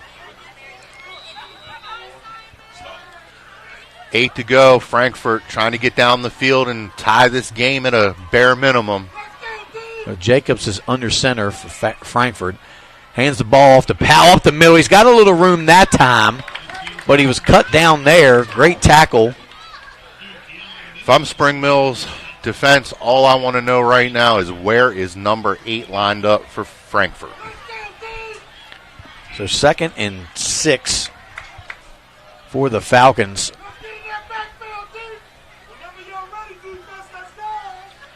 Clock's rolling, 7.5 minutes to go in this ball game.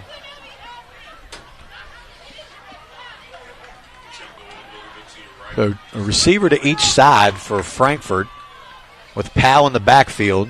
The handoff here goes to, there he goes.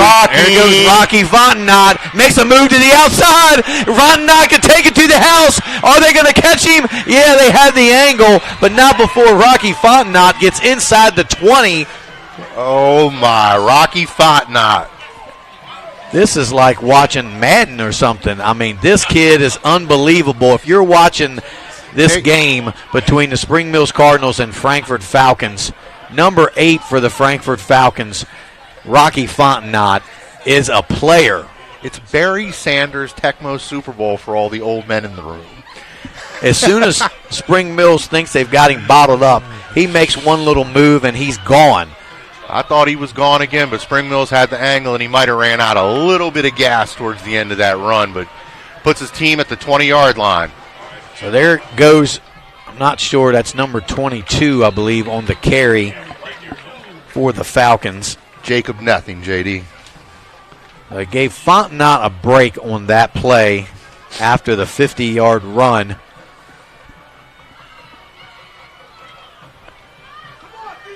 But what an exciting second half this has been. The first half wasn't bad at all, but this second half has been a lot of scoring, big plays by each team. No, I mean, if you're a football enthusiast, the first half was excellent football by both teams. Absolutely. This has been an exciting mini shootout in the second half. Oh, and there's movement on the line. That's going to be a false start on the Falcons, which we haven't seen a lot of penalties this game. Early on we did in the first quarter. They were getting a little flag happy there, but this rest of the game has been a pretty flag-free game for the most part. Be honest with you, the flurry of flags came within a 2-minute period, too. It was just a lot of them all at once. Other than that, it's been a pretty clean game. Xavier Anderson imploring everybody to get up. He can't get on the field, but trying to do what he can to be the 12th man. Handoff goes to Powell. He's got some room. He cut down there. Good tackle. It looked like he was going to get a lot more. All right. It was Tyreek Powell. Big decision for Frankfurt here. Sensaball's would be kicking from about the 27-yard line. Doesn't look like they're bringing him in. Looks like they're bringing Rocky Fontenot back on the field and running Jacob Nethen off. They're going to go for it. Oh, I'm sorry. It's 3rd and 7. I thought it was 4th down. So big here 3rd down play here for the Falcons. Fontenot takes the pitch.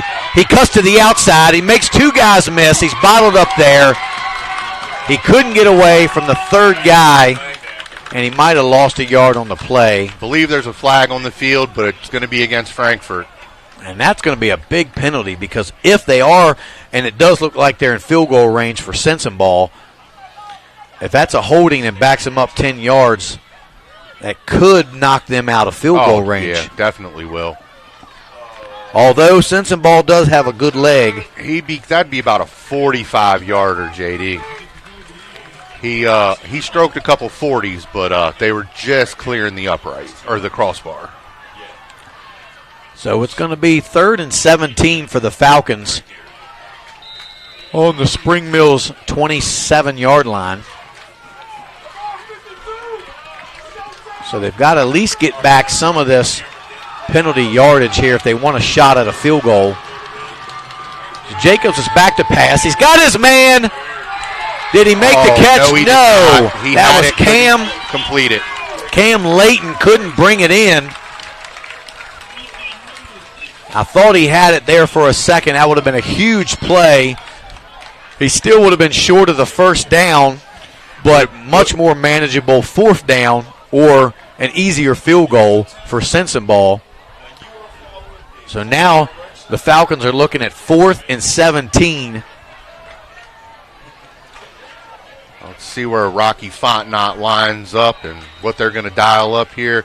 Looks like Frankfurt's going to call a timeout and make some thought as to what they're going to call. This probably be the biggest play of the game. From here, it would be about a 44-yard field goal for Sensenball, who has the leg, but the wind's blowing kind of against him, I would say.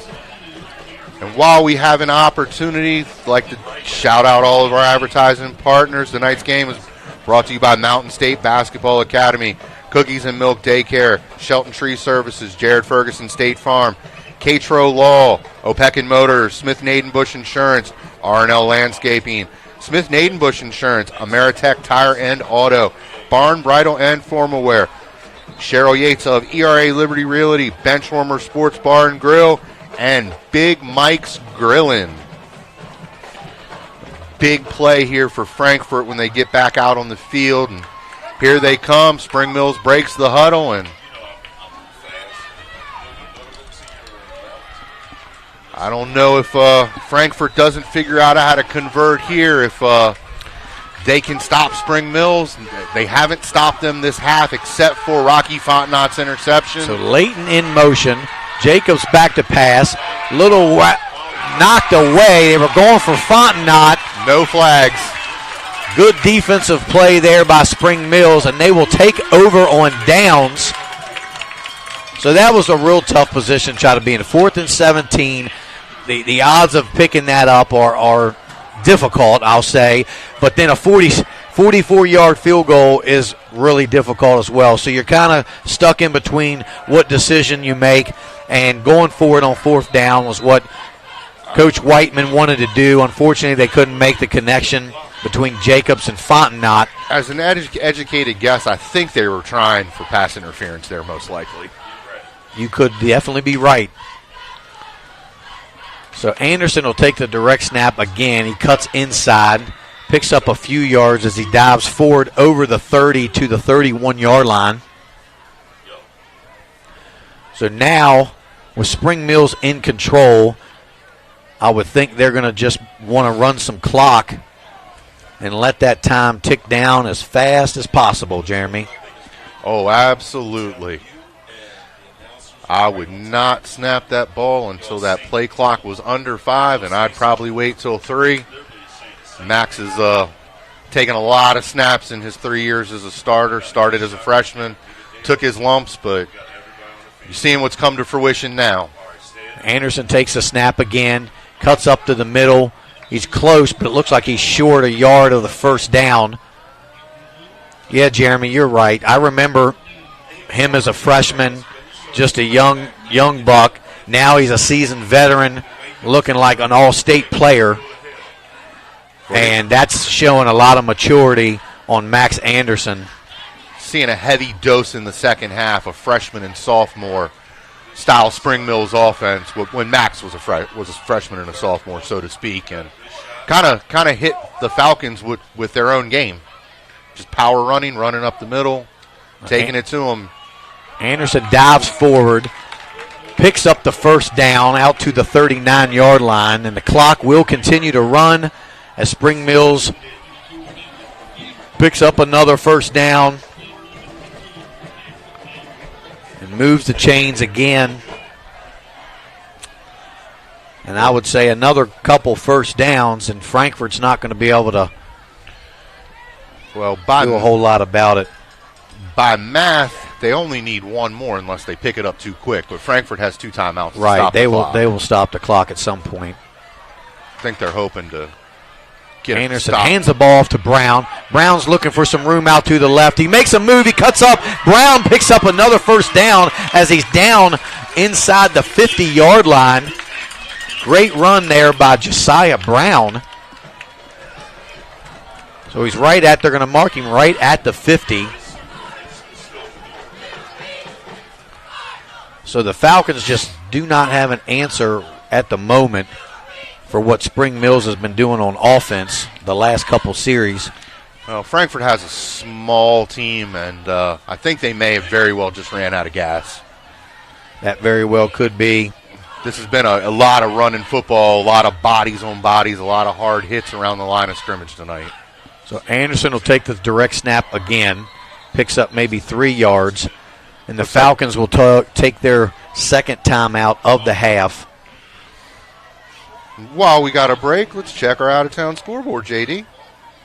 Bridgeport 28, Park South 7, Cabell Midland 35, Musselman 7, Huntington 21, Wilson nothing, Princeton 28, Hurricane 14. 61-0 over at the Berg at halftime. As we told you earlier, Jefferson picks up the win over South Hagerstown. Buchanan Upshur 17, Lewis County with another good double-A team, 12. Oak Hill 13, Greenbrier East nothing. East Hardy 10, single A team. Hampshire nothing. Liberty 21, Hedgesville nothing. Double A Clay County 42, Lincoln County 12. St. Albans 8, Ripley 7. That's an odd score. Riverside 14, Capital 7. A lot of action going on tonight around the state and a couple big games. This is probably the biggest one in our area because Spring Mills at this point has asserted themselves as the number 2 team in the EPAC behind Martinsburg, and they continue to push for the playoffs. Well, Anderson comes out. He's got Josiah Brown to his left with the wingback in motion. Gives the ball to Brown. Brown cuts to the inside. He's got some room. Looks like he's down inside the 40 and picks up another first down. Goes Josiah Brown. So that'll move the chains and keep the clock running again, but only stop for a moment while they move the chains. Spring Mills band is playing. Their fans are excited. All they need to do is run another minute and 40 seconds off this clock, and they'll go home with a big homecoming victory and can enjoy the dance tomorrow.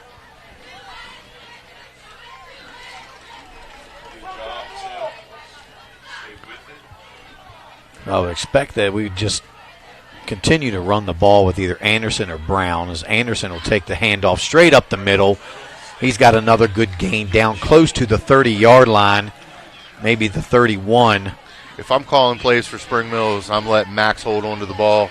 I implicitly trust him, and we saw a couple bad exchanges and a fumble earlier from Brown. I wouldn't quite want to risk that at this juncture of the game with only a 3-point lead and a minute 9 seconds to go. Frankfurt uses their last timeout.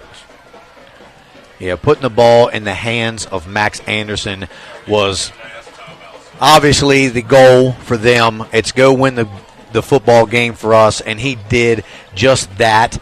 I mean, when you've got a veteran, he's only a junior, so he still has another year back. But like you mentioned, Jeremy, he's been starting since he's a freshman, so he's matured a lot in these last couple years. And now he's basically putting the team on his back and, running them to victory. Well, as a junior, halfway through your junior season, to have 20-plus starts at quarterback, I always say, if Bill Parcells had a thing, you don't draft college quarterbacks that didn't play at least 20 games, and I'm a firm believer in you play reps, and that's what makes you solid and strong. So second and about a yard or two. Anderson takes the direct snap again. He cuts up to the middle. It looks like he's got a first down again as he's down to about the 20-yard line. Clock's going to stop for a short second while they move the chains. A minute 2 left to go. I think Spring Mills is only going to need to run 2 more plays, JD. Yeah, I think that's going to just about do it as the Falcons are out of timeouts. And they can just take their time right here and not be in a hurry. What a second half of a football game that we watched. A lot of exciting plays on both sides of the ball. Absolutely, and I think we have a new favorite non-EPAC player. That's definitely Rocky Fontenot. Unfortunately for him, he's going to be on the losing end of it, but congratulations to that young man.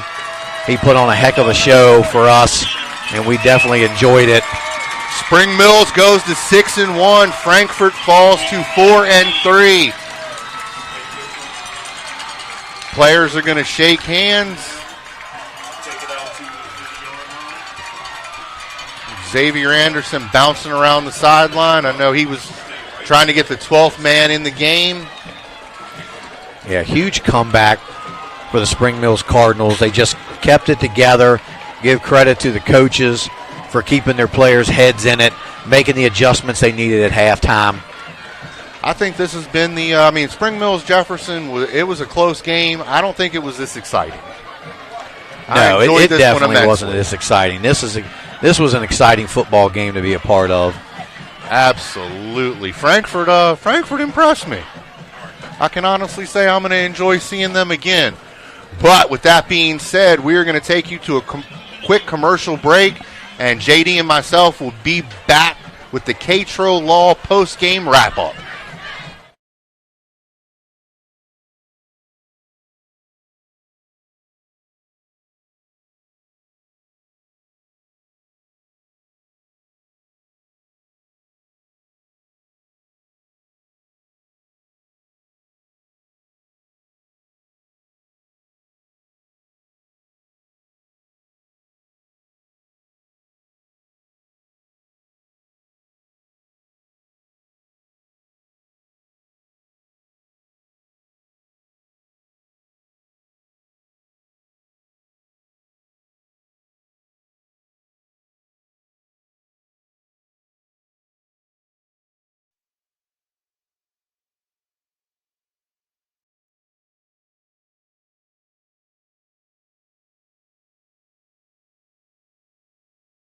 Welcome to Cookies and Milk Child Care Center. We have 2 locations conveniently located in Kernersville and Martinsburg. Our mission is to be the leading provider of higher quality care and education services for children ages 6 months to 12 years of age. We provide the highest quality child care available at an affordable cost. For more information, contact us at 304-901-2961.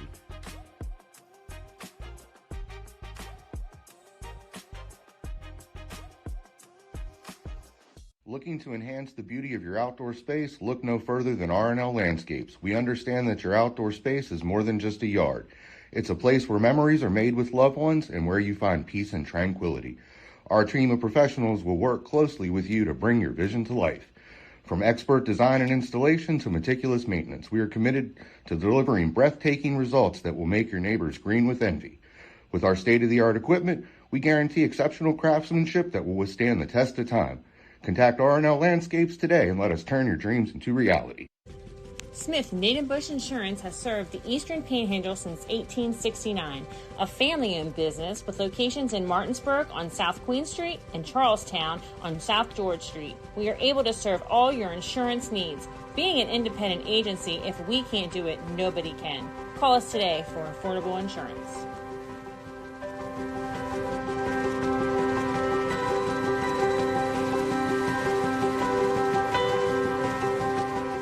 Hey, home team sports fans, thank you for tuning in tonight. We tried to get Patrick Mahomes and Jake here. They're a little bit busy, so you're stuck with Jared from State Farm in Martinsburg, West Virginia. We are thrilled to partner with Home Team Sports to bring you area high school football this fall and to continue to support our area student athletes. Thanks for letting us be a part of this. Your needs guide us. Your goals drive us. Jared Ferguson, State Farm.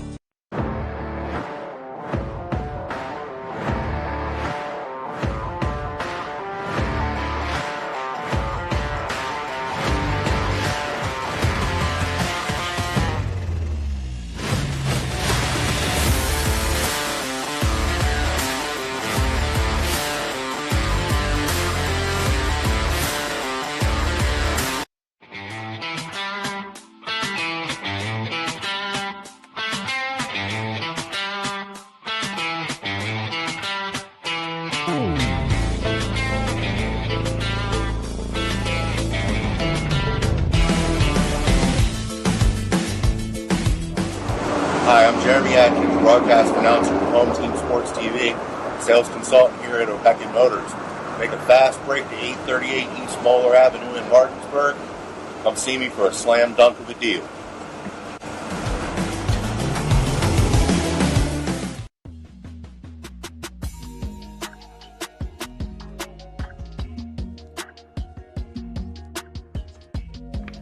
All right, Chloe, well, congratulations on your new policies. And just basically making sure all of your information looks okay. I went ahead and emailed you proof of insurance as well as ID cards. And if you need me for any reason, just don't hesitate to reach out. You can give me a call or text me anytime, okay? Okay, that's perfect. Thank you. Helping families is my passion. It's what I love to do. Hi, I'm Cheryl Yates with ERA Liberty Realty. I've established a reputation for making your journey simple regardless of your price point. They say it takes a village, so I work closely with other professionals in the industry to make your experience a smooth one from start to finish. We're so happy that we chose Cheryl Gates with ERA Liberty Realty to help us on our buying and selling process. If you would like a 5-star experience from top to bottom, choose Cheryl Yates. As an Eastern Panhandle native, I possess an insight and knowledge of the area that is essential to reaching your goals. Whatever your real estate needs may be, remember me. I'm the key to buying or selling your home.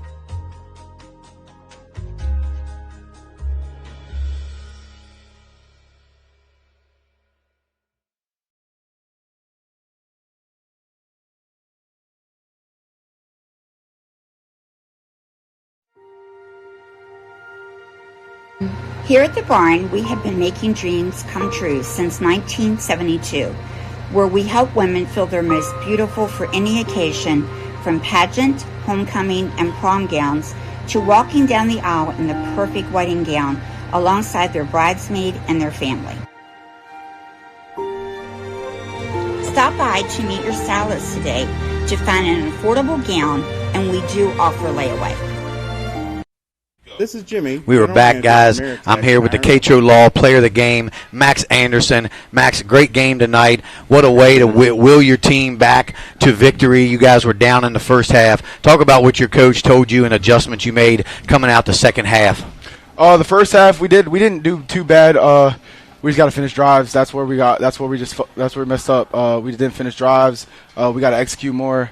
But we came out the second half, made big plays. I mean, We got dogs. I mean, we could have just gave up on the field. We could have just said, nah, they got it. We can't stop them. But we fought back. We show relentless. We were being relentless all over the field. They made big plays. So what? We stopped them right in the goal line and made big plays. I'm proud of our guys. Definitely. Your defense definitely stepped up tonight as well. Well, was that the game plan coming out the second half, just to kind of, start getting you more involved and getting you the ball a lot more to see what you guys could do? Yeah, for sure. We needed guys to step up and make plays, and I'm definitely that guy that can do that. And I came out, made plays, and brought us back to this game. But I mean, I'm just so proud of our wide receivers. I mean, Keon Mills made a big play on that catch, took it to the crib. I'm just so proud of him. All of our guys, the wide receivers that don't even get the ball, they were blocking their butts off. So I'm just so proud of them. And I messed up. I threw a pick. And you know what? We got right back on defense, and I made plays on defense side of the ball as well. Yeah, we've seen you get mature. You've been starting since you were a freshman, and I have to say, I've watched you every year. You really matured a lot now into your junior year, and you're really leading your team to victory. It was a great comeback. We noticed your brother wasn't out there playing, so you kind of guys were shorthanded there at receiver. So Keon had to step up, a couple other guys step up. Oh yeah, for sure. We were missing my brother's game, but he'll be back soon. But honestly, I'm just proud of the guys that stepped up. We had young guys come in and didn't let off. They didn't drop off. I mean, we made a mistake in that touchdown pass they called, but we got back right after it, and they played their hearts out, and I'm proud of them. Yeah, that was a great game, great comeback. We appreciate you giving us the time. And so here's your Catro Law Player of the Game, Max Anderson. Max, congratulations. Thank you. Go celebrate with your team. Appreciate y'all having me. Thank you. We're going to bring Jeremy back in here, and we're going to do a little quick wrap-up here of the game. Go ahead. Thanks to Max Anderson for joining us here. Awesome game, Max. Thank you. And a big thank you to everybody who joined us on Facebook, YouTube, and our social media platforms tonight. Want to thank everybody and implore you, hop on there, leave a comment. Me and JD read through them at halftime, and love to tell everybody what our viewers are thinking. And want to thank all of our sponsors that helped us bring the game. My man Tim Simmons on cam, Uncle Harry Brown, our awesome producer, my main man, my main partner, JD Fritz. Thanks again, bro. We had a great night here, and we are out, and we will be back, not next week, but the week after that.